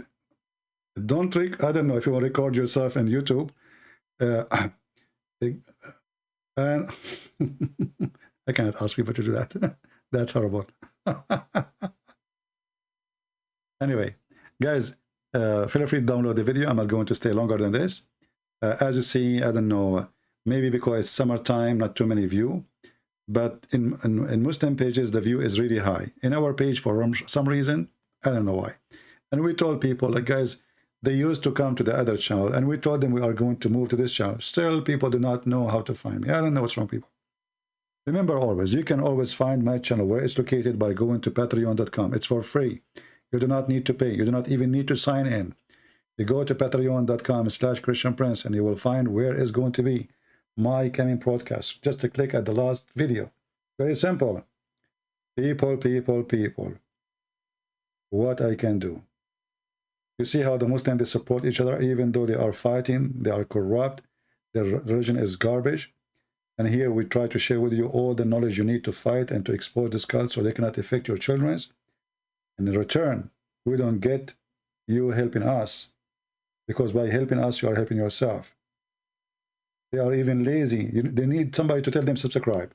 They need somebody to tell them like. They need to tell them make a comment. They need to tell them download the video. I mean, you need to tell them anything, everything, as if we are little children and we are not mature adult, and we do not know our duty in this earth. Doing good do not need invitation. As simple as that. And those who do good only if you invite them, they are not good. Obviously, they did good because it's an embarrassment. How they can respond to the invitation. So do good when you can do good. One more thing. Somebody says, asking me about David Wood, he want to delete his channel. If you talk to David Wood, this is my message for him. Why? Why you want to delete your channel? I don't find any reason. I find it very funny and very weird, and it doesn't make any sense. At least let them delete your channel for you. At least let them do it. Don't give them the honor to get rid of you by yourself. You know what I mean? If the YouTube will delete it, okay. Then you can say, I have 700, 600,000 subscribers, and YouTube took me down. But now, if you are the one who deleted, you cannot say that. Secondly, even if you want to have a new platform, so what? Keep this channel. From time to time, post a video, say, hey guys, we made a video, go check it there. So I hope he is smart enough. I don't know if he really mean it, what he don't mean. I don't know. He sounds supposedly, you know, serious, but I don't know. But this is not a smart move for me. I don't agree with him in many things he do. And this one is one of them. I don't know. Yeah, but nobody will go there, my friend. You know, if you make a platform for yourself, who is going to go there? You will see. And not only that, it's very costly. Do you see now I have 700 people watching, right? If I am the one who's paying for it, I will be bankrupt. Do you think this is cheap? Do you think it's cheap to run live broadcast and there's 700 or 1,000 or 2,000 people watching live? I had a website before. It's called muhammadtube.com. And I could not take it no more. It's very costly. I receive a bill every month as if I have a phone bill, but this phone bill have no limit. Because the more view you have, the more they charge you. So I don't know what he is doing. And you are giving the Muslim victory. Hey, we kicked him out. This is what's happening. So I don't know. I mean, if you are trying to promote a new platform, you can do that without leaving the channel. Delete all the videos here, so they cannot flag you. And from time to time, post a video, which nobody can flag. Says, hey guys, I have a new video. This is the title, search it. They go there. Make it like another window for you to get in touch with people who, you know, I don't know. I mean, I don't understand people why they do that. And you know, like here, he have a debate with this idiot, Rahman, and he starts speaking about alcohol. Tell David Wood to watch my video and see how to refute such an idiot in 2 minutes. What alcohol? Just learn, guys. Learn. We master Islam. Islam is our joke. Huh?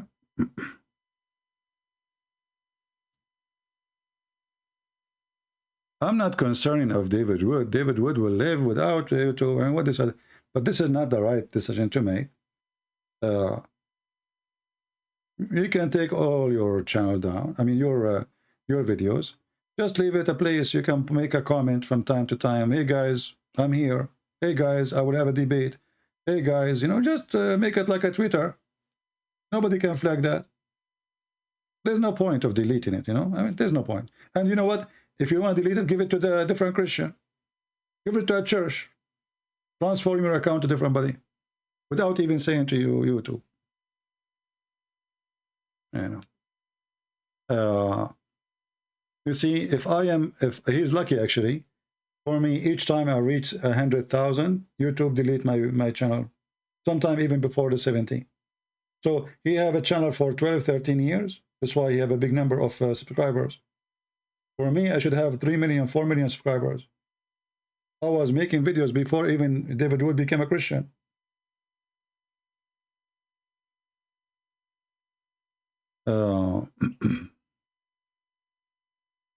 But anyway, he's free to do whatever he wants, but I don't think this is the right decision.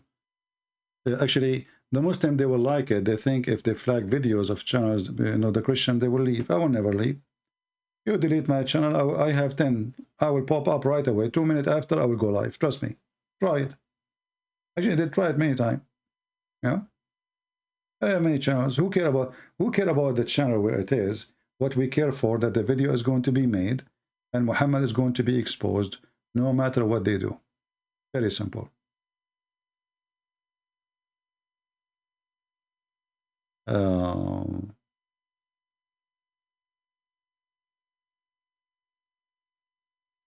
My friend, Sharia tube or not Sharia tube, who care? We use YouTube, even if it's Sharia tube. Even that is better, because that will make it more exciting. There's a fight happening, right? So why you expect them to support you? I mean, they are atheists and they are anti-Christianity. Since when the atheists, they love Christianity? They hate it. They hate us. You know, it's not a secret. So I'm not surprised YouTube is doing that to Christians. That is very normal to be done. Actually, they are being kind. If you think about how much they dislike us, you know, how much, you cannot imagine.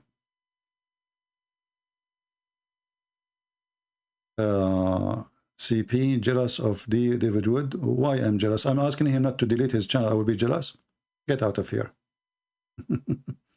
I'm asking him not to delete. How that make me jealous? Stupid people. Unbelievable. I mean, people, they are really stupid. How come David Wood lost the debate? How come you don't debate critic of the Bible like Bart Rahman? He don't dare. Bring him. Actually, you know what? Bart Rahman already, he himself, he got himself busted. In the video with David Wood. Let me find the video. Hold on, just give me a second. I hope it's still there. We play the intro every time, right? Even with your Mimi hijab. And Rahman, he believed that Jesus is not Christ. And he was crucified. So this guy, he got you busted, you Muslims. So you should pray to Allah that he is wrong. And this is how stupid the Muslims are. They are asking me to debate such a guy who denied that Jesus is even Christ. So if he won, you said he won, right? That means Muhammad lost. Muslims are really stupid. Their hatred made them lose their mind. This is let us, if we go to David Wood, let us see where he spoke with this Borat. I'm trying just to find the video. And you will see that Borat, he admit that must be Jesus is God. Because when he been speaking about the one who appeared to the disciples, Borat, he said, for sure something appeared to them. For sure. That's it. You admit that Jesus is God. So what do you mean for sure someone appeared to them? Appear, not a normal person, like appear like a miracle appearance. I don't know where to find his video. I think he have 3 videos with David Wood. Yeah, but you can find it and you can watch it. He agree that someone appear to the disciples, and that is supposedly Jesus. So by saying that means Jesus is resurrected and Jesus is the true God.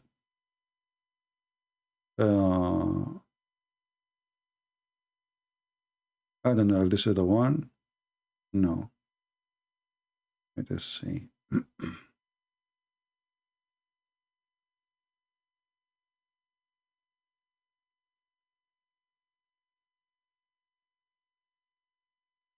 Anyway, you have too many videos there. It's hard to find it. Here, maybe this one here. I don't know if this is the original one. I think this is a different one. Or maybe this is the same, but David Wood, he copied a part of it. So he made it clear that someone appeared to the disciple of Jesus. They'll say belief in the resurrection arose from something with Osiris or something like that. What's your perspective on those parallels? Well, is that where belief arose? Yeah, I mean, I cover that in my book, Did Jesus Exist? Because this is an argument that the mythicists themselves also use. My view is that there are a lot of stories about Jesus that do closely parallel stories that you get about other sons of God in the ancient world that were in circulation before Christianity. And so you have people who are born miraculously when a divine being makes a woman. See, Abdur? So if you believe what he is saying, that means your prophet is copying a story from previous religious group. This is what his idea. But it's not true. because the birth of miraculously, as he claimed, all the names he will count to us, we will find that this is not really what happened to Jesus. So this is dishonest. But this is what the Muslims they are seeking. They are desperate to fight Christianity by bringing somebody, by saying what he say, he exposed Muhammad. Because the Quran says that Mary, she was a virgin. So therefore, Muhammad is a fraud, copying a false story. See what the Muslims they do to themselves? And who said I don't debate such a guy? Bring him, we will laugh. I never say to anyone can call me. Anyone. When I open my Skype, I say, who wanna call? I never said no to anyone. The only one I don't allow to call me is the Christians. Everybody know that. Why David Wood is speaking to him? I don't know. People, they have their own idea to invite and make interview. And look what I don't like about David Wood work here. He is interviewing a guy who is bashing Christianity. And his David Wood is answering no. What does that mean? I mean, what, shouldn't you get him busted? Says no, this is, okay, give us a story like it. Name for me a story and let us discuss it.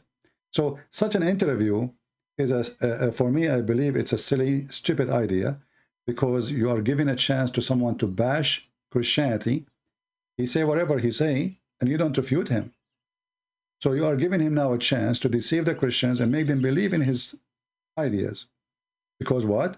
Because he said what he just said, and you did not answer him. So for me, all those interviews are a stupid interview. I will never do interview with Borat. I will make him shish kebab. No interview. What interview for? Who is he? People, they do things, you know. You can't tell people what to do. Everybody think he is the right way, right? And you might say the same about me. Maybe David Wood is doing better, you know, the right way. Yeah. For me, I believe this is not right and not even smart. The second somebody he mentioned something, I believe it's a lie. I have to do fact check immediately, and don't let him go with his lie. Otherwise, there's no point of me and this person to be here. Do you see why Muslims, they don't dare to speak to me? If we go right now and we choose any debate, if we can't call it a debate, I don't debate Muslims. We know we get them busted. We don't debate them. You cannot debate a liar. So if you check any of my, if I search right now, let me search. You will see the first thing will happen right away is getting the Abdur busted by something he said, not I said.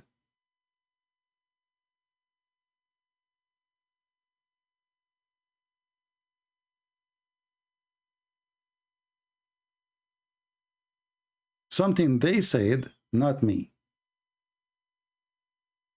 Let me try to find a short one of those debates.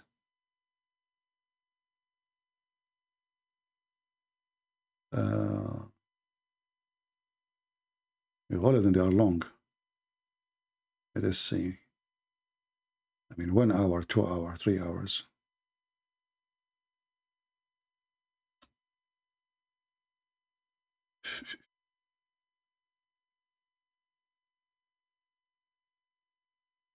Okay.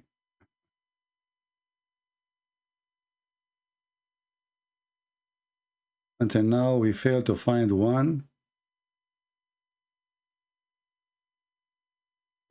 You remember this guy? You remember this guy? This is guy, he called me. He says he is from TEDx show. Like, it's a big deal for me. Like, do you know who I am? You remember him? Do you know who I am? Okay, who you are? I am etc. person, Uthman, whatever was his name.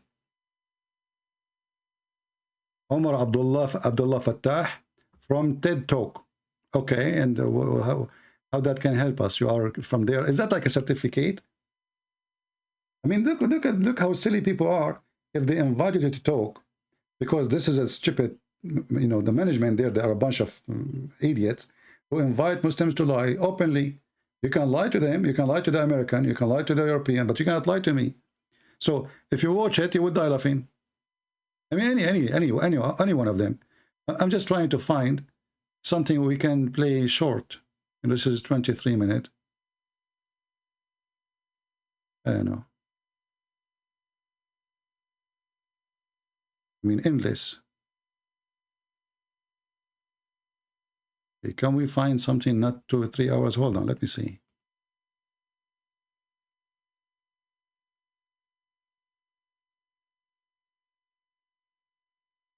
Mission impossible, man.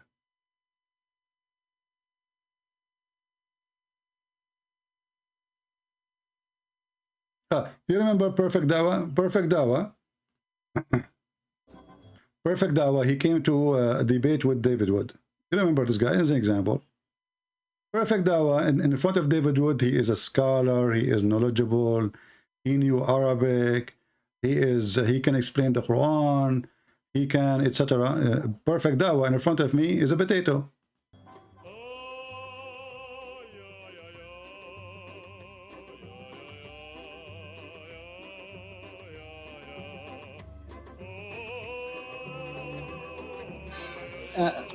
Do you know in Arabic which word has been used for cut and hand or chop and hand? No, go ahead and enlighten us. Yes, it is at and yad. At means has many, 32 times has been used in Quran with many different meanings. With the most sacrificial. So it doesn't matter who are you. The most, taqwa is in Arabic, but I can interpret it as sacrificial, okay, for that Allah's way. Yeah, somebody told me that in the chat your name is Perfect Dawa. Yes. Okay, Mr. Perfect Dawa. As long as you are a person who do Perfect Dawa, can you read the verse for me in Arabic?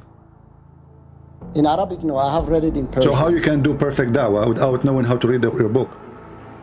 Okay, because I read it from different translation.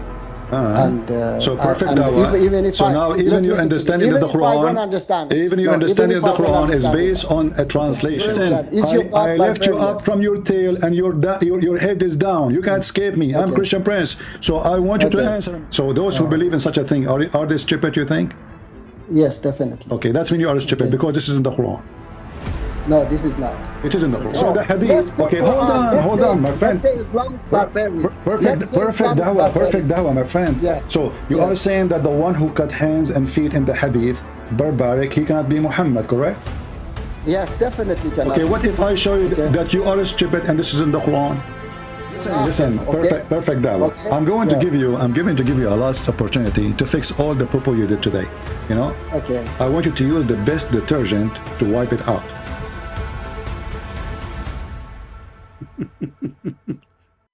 So this guy, he is a scholar in Arabic with David Wood. He is teaching how to know the meaning with the apostate prophet.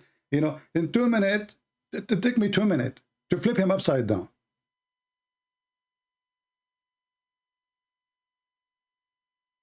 Do you see the difference? Go watch his debate with David Wood and his debate with the apostate prophet. And then come watch. This is Shaykh Omad. He made just a summary of my debate with him. It was, I mean, and this is what we do. When somebody says something, you know, here supposedly you are debating, and debate mean every word count, every word, sometimes even a letter. So when a liar he says something, you stop. Let us do fact check. If you let him continue with his lies, this is not a debate. This is just a stupid kids talking. You lie as much as you want, and nobody will check what you say. That will not work with me. This is why this guy, he made a mistake. This guy, he said, I debated David Wood, I debated Apostle Prophet, I was safe. Let us call Christian Prince, and he never thought people will recognize his voice, maybe. So if he do good, later he will say, this is me, and he will publish it in his YouTube. If it was horrible, he will deny it's him because nobody know him. But people recognize his voice, and they told me, "Oh, this is perfect dawah." This is hate. Are you a person against hate? I'm definitely against hate. Okay, so 100%. Can you read for me chapter 5, verse 14, and don't waste my time? If I ever have hate, which I don't, to Muslims, yes, Allah is the one who gave it to me. And as long as you speak and you say you are against hatred, that means you should stand with me against the Quran as we speak. Let us see how honest you are. Okay. You are against hatred. Are you against Allah now, spreading hatred? No, I'm not against Allah. You have to understand. So now we have to understand that this is good thing. Spreading hate is good thing now, because Allah is the one who did that. Okay, look at your hypocrisy. Look at a second ago you are against hatred. The second we show you that any hatred the Christian they have is coming from Allah, suddenly we have to understand. Okay, let us make it simple. If I call you a donkey, is that love or hatred? It is, I mean, this is definitely not love. Give me the answer. If I call you donkey, my friend, don't tell me, definitely not love. Tell me what it is. If I call you, this is hate. Okay, guys, this is hate. So if Allah, he used the word donkey, speaking about us, he is hating you. See, you are the one who said to me, if I call you a donkey, this is hatred. And Allah, he says that those who carry the book, they don't understand him, they are donkeys. And not only that, he says they are animals. There's a chapter, it's called a chapter of An'am. He says that those Christians, those Jews, they are the same as Al-An'am and worse, which means they are the same as animals, and they are even worse. What you say about that? Yeah, Allah talks about kuffar as well, you know. He says it doesn't matter. I thought this is hatred when you say to people like this. I thought this is hatred. Okay, yeah, Allah says that he hates the kuffar, those who oppress at it. Your prophet, he ordered to kill all the Christians, all the Jews. No, it's not all. No, never. Allah says that only fight those who fight you. Okay. Those who fight you, and fight as long as they fight. Okay, hold on. That's read the verse where it says those who read the verse where it says those. Anyway, just go watch it, and this is how we should deal with them. I see that all Christians mostly, they are not really, they don't learn, and they don't listen to the advice. They invite Muslim first, you should not do 5 minutes for you, 5 minutes for me. This is a very stupid idea, because in 5 minutes I can say 1,000 lie, and nobody will check them. It have to be open conversation, both of them talking at the same time. Both of them are allowed to expose each other if they are making some lies. Otherwise, there's no debate. Never consider a debate something that is a moderator. Why we need a moderator anyway? I mean, this is even a stupid idea. Moderator. What the heck is that? So, those kind of so-called debate, it's a mockery of debates. It's a mockery of intelligence. It's a waste of time. It's a killing of knowledge. And nobody checking the fact. And then after we finish the debate, then we go and make a video about the video, which is in the debate, to refute what he said. Why you don't say to him what he said when he was in the debate? You know what I mean? I mean, you were, sometimes even they are both in the stage, in the same stage. So why you don't say to him the answer when you were there? Oh, because there's 5 minutes for him, 5 minutes for me, and there's no enough time. What the heck? So don't accept 5 minutes for you, 5 minutes. Who is forcing you? Who is forcing you? You don't make 10 videos to explain what happened in the debate when it's you who was in the debate. You were there. And now you go to Perfect Dawah, he will see, he explained what happened with the Christian Prince. What happened with the Christian Prince? I made you shish kebab. Everybody noticed that you have no idea what I'm talking about. The video you are watching here, this is in the channel of Shaykh Ahmad. Shaykh Ahmad, by the way, is a Muslim, ex-Muslim, sorry. As he told me, I don't know what he witnessed, that he left Islam because of me, him, and his family. And he have tons of videos. Go watch it. I don't know if he's here now, or I'm not sure. Yeah.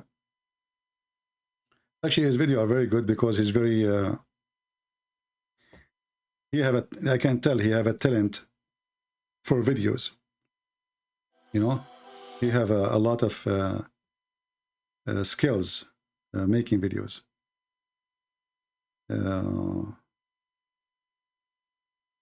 Like this video he made about the death of Sulaiman. This guy is really funny. You remember the story of the death of Sulaiman? This is what some Christian, if they like to be affected, they can do. Because those, they can be nice, funny, especially for youth.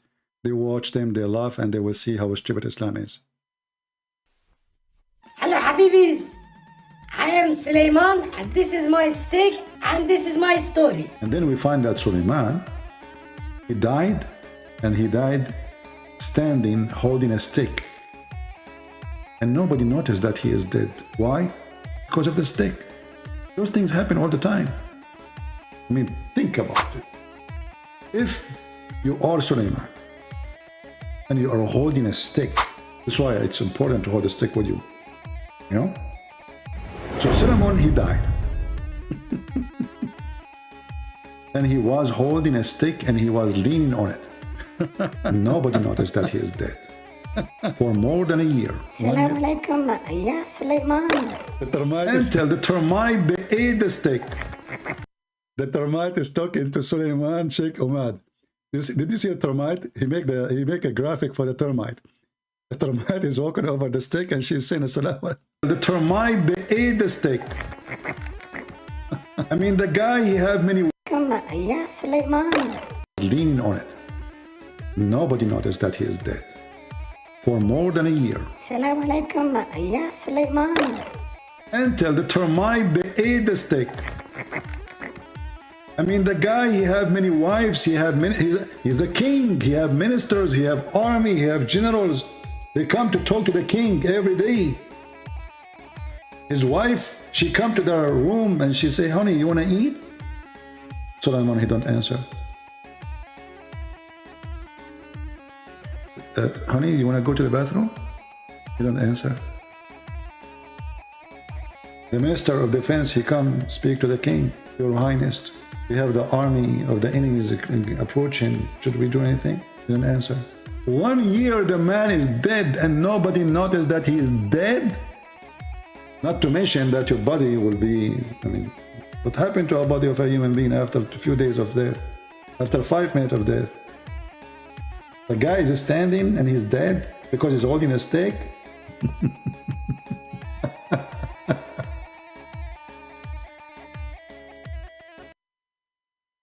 Yeah, anyway, so this is why, you know, we need to change the way we debate with the Muhammadan, because simply we don't debate with them. Rarely you will find a decent one who is giving answers, and those answers are according to his belief. They lie, my friend. They lie. The same Muslim who give you an answer today about a question he gave him today, he will give different answer for the same question tomorrow with different person. They lie. And this is lawful in Islam. In Islam, there's something that's called taqiyya. And many people do not understand that it's very, very approved, encouraged to lie in Islam, especially if you are talking to non-Muslims. This is called faith defending. Remember when this Patterson, he made an interview with Sheikh Hamza? Sheikh Hamza, he said there are 6 things are important in Islam. Number 1, to protect the religion. To protect the religion. Have you ever heard of somebody, he believe in God, and this God is true God. He need to protect the religion of the true God. Well, cannot the true God defend his religion? How they defend it? By lying to you. And you will see here, it says it clearly, that a Muslim, he can speak to you in a friendly way, as long he don't mean it. He cannot take you as a friend. He cannot honor you. He cannot be a friend to you. He cannot be sincere. The one who is sincere, who take non-Muslim as a friend, he is a hypocrite. Disbelievers are the friend. Seeking might and honor by taking the hypocrite and disbelievers as a friend. He has no connection with Allah. He has no honor, mercy or protection, which means he is not a Muslim no more. He can be killed, and his wife, she can be raped. All of this just because he took a Christian as a friend, and he mean it. So what the Muslims do? Many of you, they keep saying to me, I have a Muslim friend, I have a Muslim friend, I have a Muslim friend. And then I say, well, you don't have. And then they say, oh, you are teaching division now. I said, my friend, you are stupid. Muslims do not accept non-Muslims as a friend. I'm not saying to you, you cannot have him as a friend. I'm saying to you, he's lying to you. He is not your friend. This is his religion. Chapter 5, verse 51.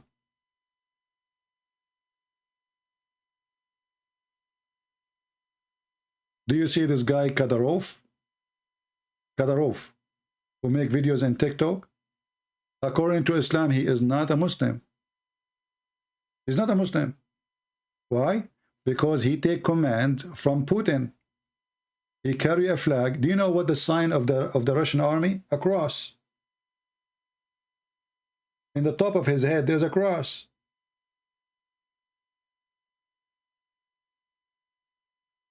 And the Quran make it clear that the one who take non-Muslim as leaders or even as a friends, he is not a Muslim, he is one of them. So this guy, he go, mashallah, smash Allah, alhamdulillah, bismillah, etc. And he make videos on TikTok and he sleep in his back like Mimi hijab. And he's speaking about himself as he is like, you know, that's it, he is the top Muslim. But the Quran gave us a clear answer. What kind of a Muslim he is? He is not a Muslim. You do not even need interpretation for this verse. It's so clear. However, you can go and read any interpretation. A true Muslim, he don't pay tax to non-Muslims. A true Muslim, he does not accept non-Muslim as leaders, president, king. A true Muslim, he will not even live between them. A true Muslim, he will not even take them as a friend. A true Muslim, he can't be a helper. So when this guy, he fight under the command of Putin, and then he claimed he go to Hajj and he claimed that he is a Muslim, but the Quran is so clear.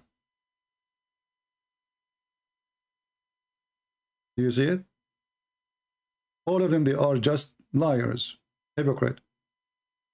One day, they decide to fight Russia. The Russian, they smashed them. They made them shish kebab.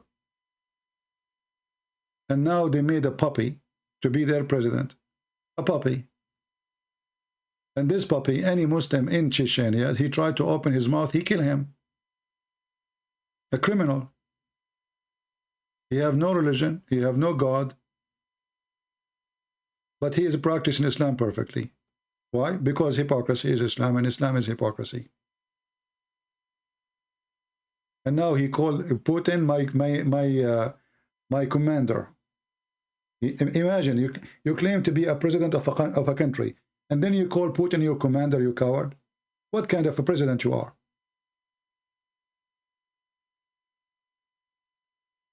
Do Shia go to Hajj? Yes, they go. But they go to Hajj not because they want to do Hajj. Mostly they go to Hajj so they can promote Shiaism. They take it as an advantage to do da'wah to Muslim Sunni, so they will leave the Sunni cult. They will leave the Bakri cult. You know?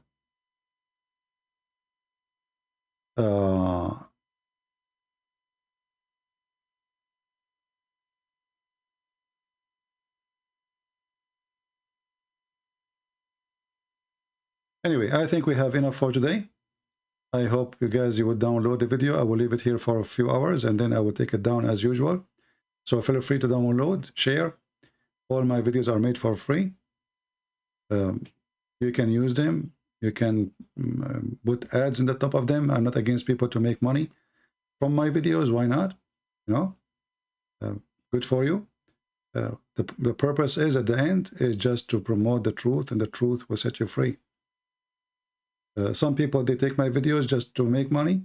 Some people, they take my videos because they love the truth and they love the Christ. Everyone will be questioned one day for what reason he do things. We might do the same thing, but everyone have his own reason. And you will be judged by your reasons, not only by what you do.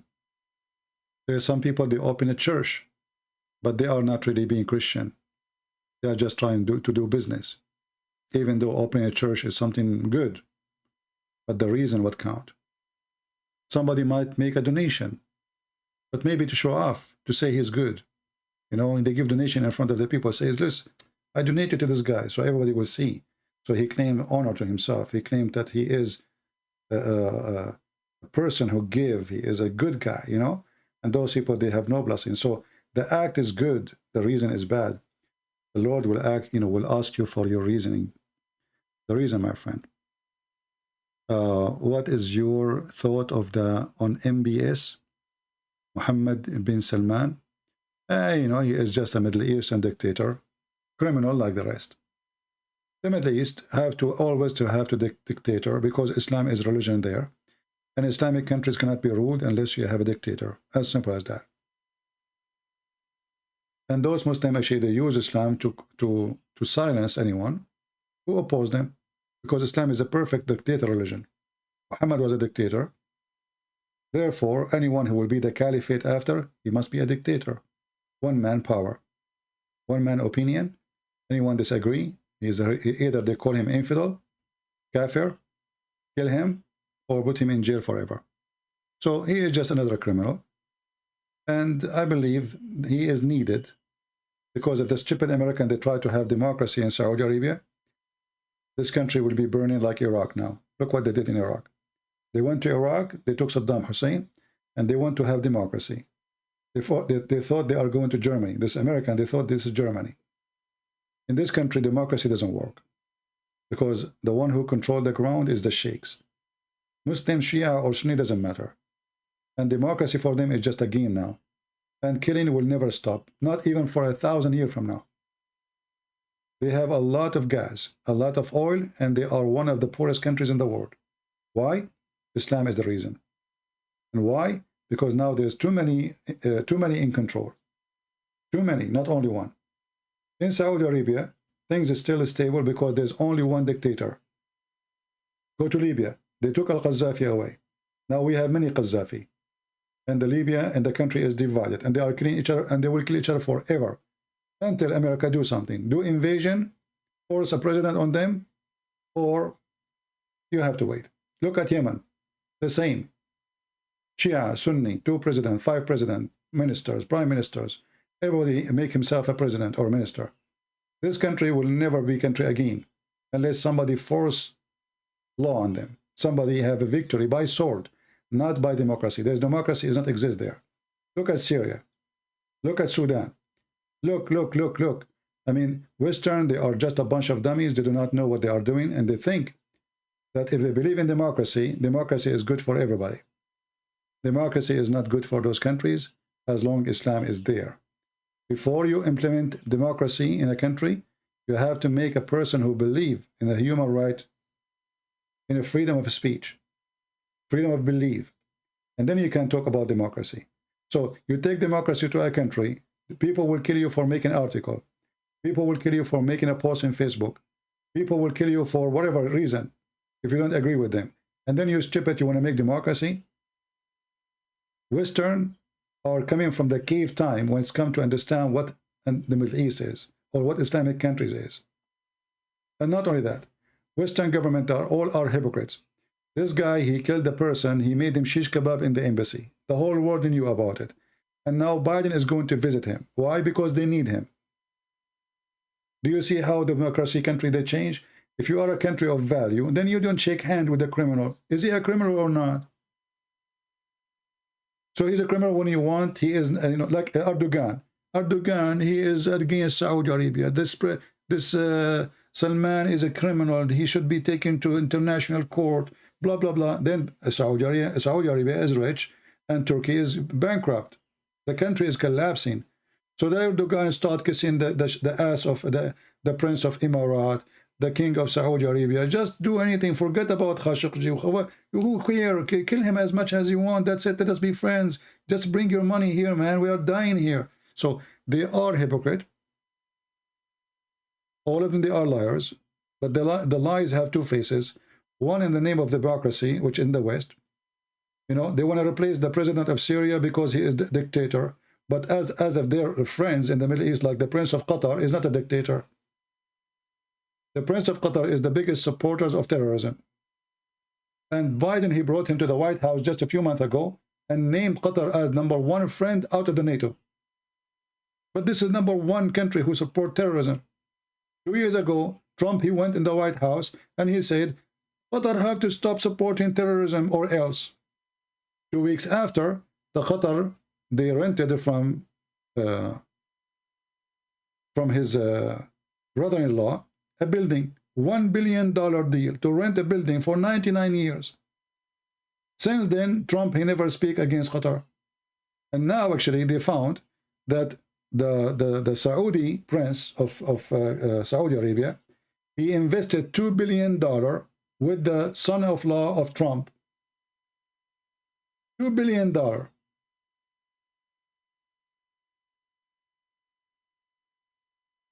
Isn't it clear that this is a corruption? And then we find Joe Biden, his son is doing the same business. And then in the front of the world, we say we are democracy, and we fight corruption. And we speak of Ukrainians are corrupted, and we speak about Middle East is corrupt, and then we find all the scumbag is here.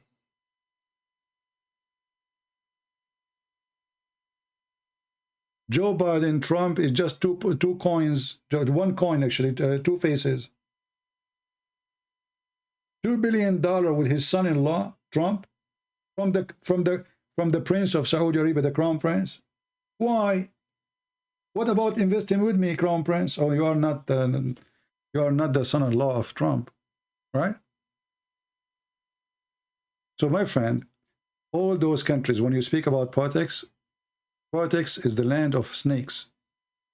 Politics is a place for snakes, not for human. You cannot do politics and you are a human. You have to be snake, the son of a snake. And you sneak around. You change your face, you change your color, you change your skin, depending on the situation. People who do politics, they have no friends. They are not trustworthy. They will use you and they will throw you to the dogs when they done with you. I hope I gave you my answer. No dignity, no, And look, now the Israeli, the enemy of Allah, suddenly they became the friends of Emirat. And now Saudi Arabia, they are making deals with the Israeli. What happened to the kuffar? What happened to the Jews, the enemies of Allah? Yeah, what we need them, Say, this is what politics is. Islam is a politics. That's why Islam is a fraud. Islam is a politics. Islam is not a religion. And by the way, I have a news. I have nothing to do with our topic. It's about Israel. The Israeli, they come with a new weapon.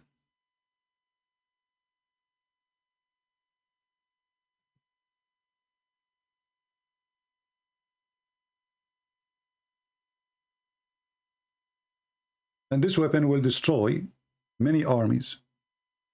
Those people, they are really so smart.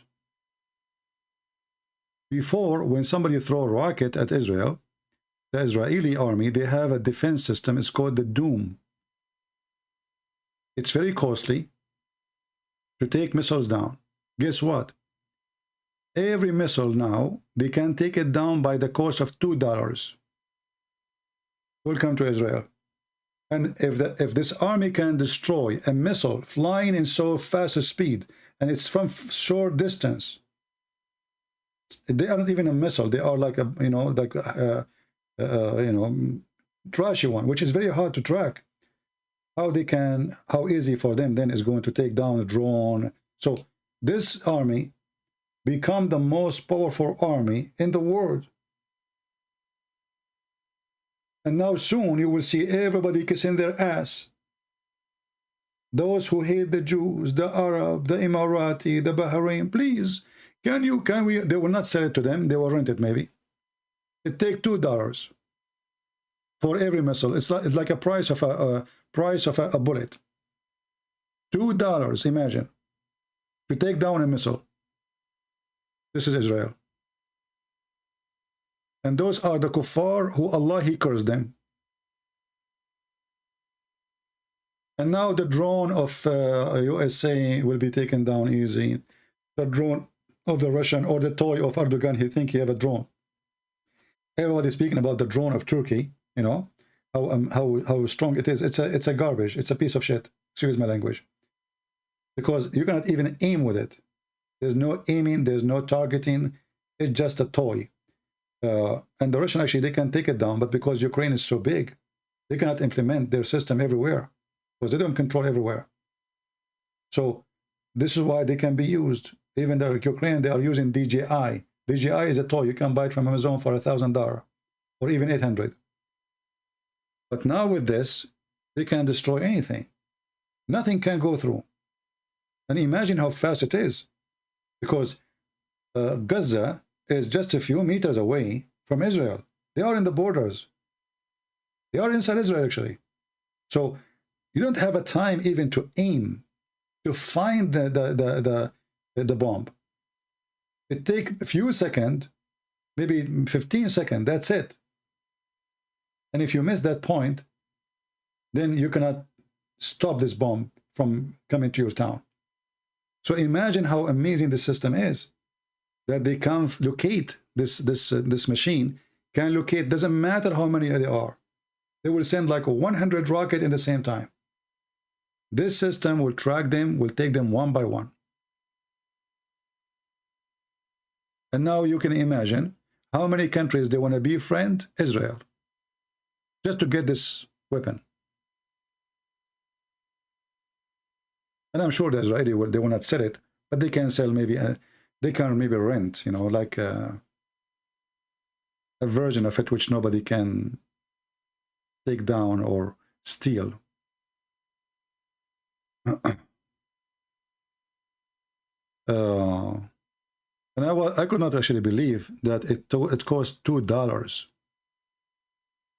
$2. Wow. Imagine you go and you buy a rocket, costs you $20,000, and then you throw it at the Israeli, and then the Israeli destroy it by paying $2. And the $2, by the way, is not the price of a bullet. It's just for the energy will generate using the laser, which means electricity. So in the future, this electricity can be for free. You know what I mean? They can make it maybe from the solar. You never know, you know, if the technology became more advanced. So this system do not need to be hooked to electricity or battery or anything. Amazing. Actually, when I saw it, that's really something, you know.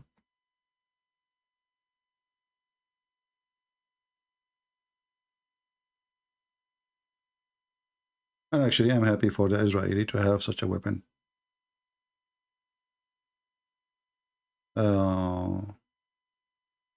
This is a news 3 hours ago. Israeli builds a laser weapon to zap threat out of the sky. From science fiction to facts in the air. Israel says, etc. Blah blah blah blah. And let us see what it says about the cost. You cannot click. You have to click at the rest of the article. Anyway, you will find. You can search it. $2. Have fun. Iran will make a rocket. Will cost them $500,000. The Israeli will destroy it with $2. How good is that? You know, you cannot beat that. Anyway, with this, I want to say thank you guys for being here. We were planning to go and leave from a long time. You guys keeping me here. So don't forget to download the video. You can cut it pieces and make it parts and let everybody laugh based on the topic. Share and do the good work. You do not need invitation to subscribe, to share, to download, to leave a comment, to share your knowledge, the one you learn here or the one you have without me. Because all of us, we have knowledge, but we are shy sometimes even to be part of a conversation because we are afraid that somebody will say, oh, he is one of those people who spread hatred. We don't spread hatred. We spread the truth. And if we are in a time where the truth is called hatred, that is a blessing for us. We don't hate people. We don't hate Muslims. We hate lies. And we are here to expose lies. And to expose lies, you have to expose the liars who make the lies. That's what we do. Thank you. God bless you. And see you soon again. And I will wait until I see the review, how big the review is. So if you want me to come back fast, help us. You know, I'm not going to keep this video for long, but if I see after staying for many hours, I have only a few thousands, I will say to him, you know what? My eyes hurt. Honestly, I bought medicine. My eyes hurt from looking at the screen for long, and they are burning from screen. I will take a break. If nobody need me, if you guys don't need me to come back so fast, I will take a break. Break is good, all right? So let me know, based on your view, based on your share, based on your work, we will make decision. Thank you very much, and God bless you.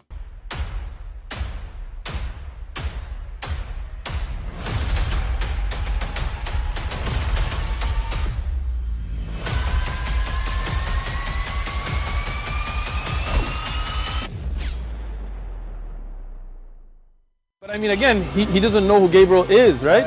Because he didn't come from an Abrahamic faith. The people of Mecca were pagan. The Quran is mentioned, if this book was from other than God, they would have found in it many contradictions. If a book is without contradictions, that has no bearing on whether it comes from God or not. I've had phone books that are inerrant, but I certainly don't think God gave them. That we believe without understanding. The brother asked a very important question, that most of the scholars say that listening to music, watching movies, and most of the television programs, they're haram. So how can we have fun? Let me tell you, brother, at the outset, that having fun is permitted in Islam as long as the fun is halal fun. That the standard narrative has holes in it. The Prophet tells us because Satan or the devil sleeps over our nostrils. Those who oversleep and not pray Fajr on time, Satan urinates in their ears. I really do think Jesus was crucified and that he really was dead and buried. He thought that he was a son of God in the sense that he was specially chosen by God. I think Jesus really did think he was going to be the Messiah, the future king of Israel. I mean, that is, after all, why they crucified him.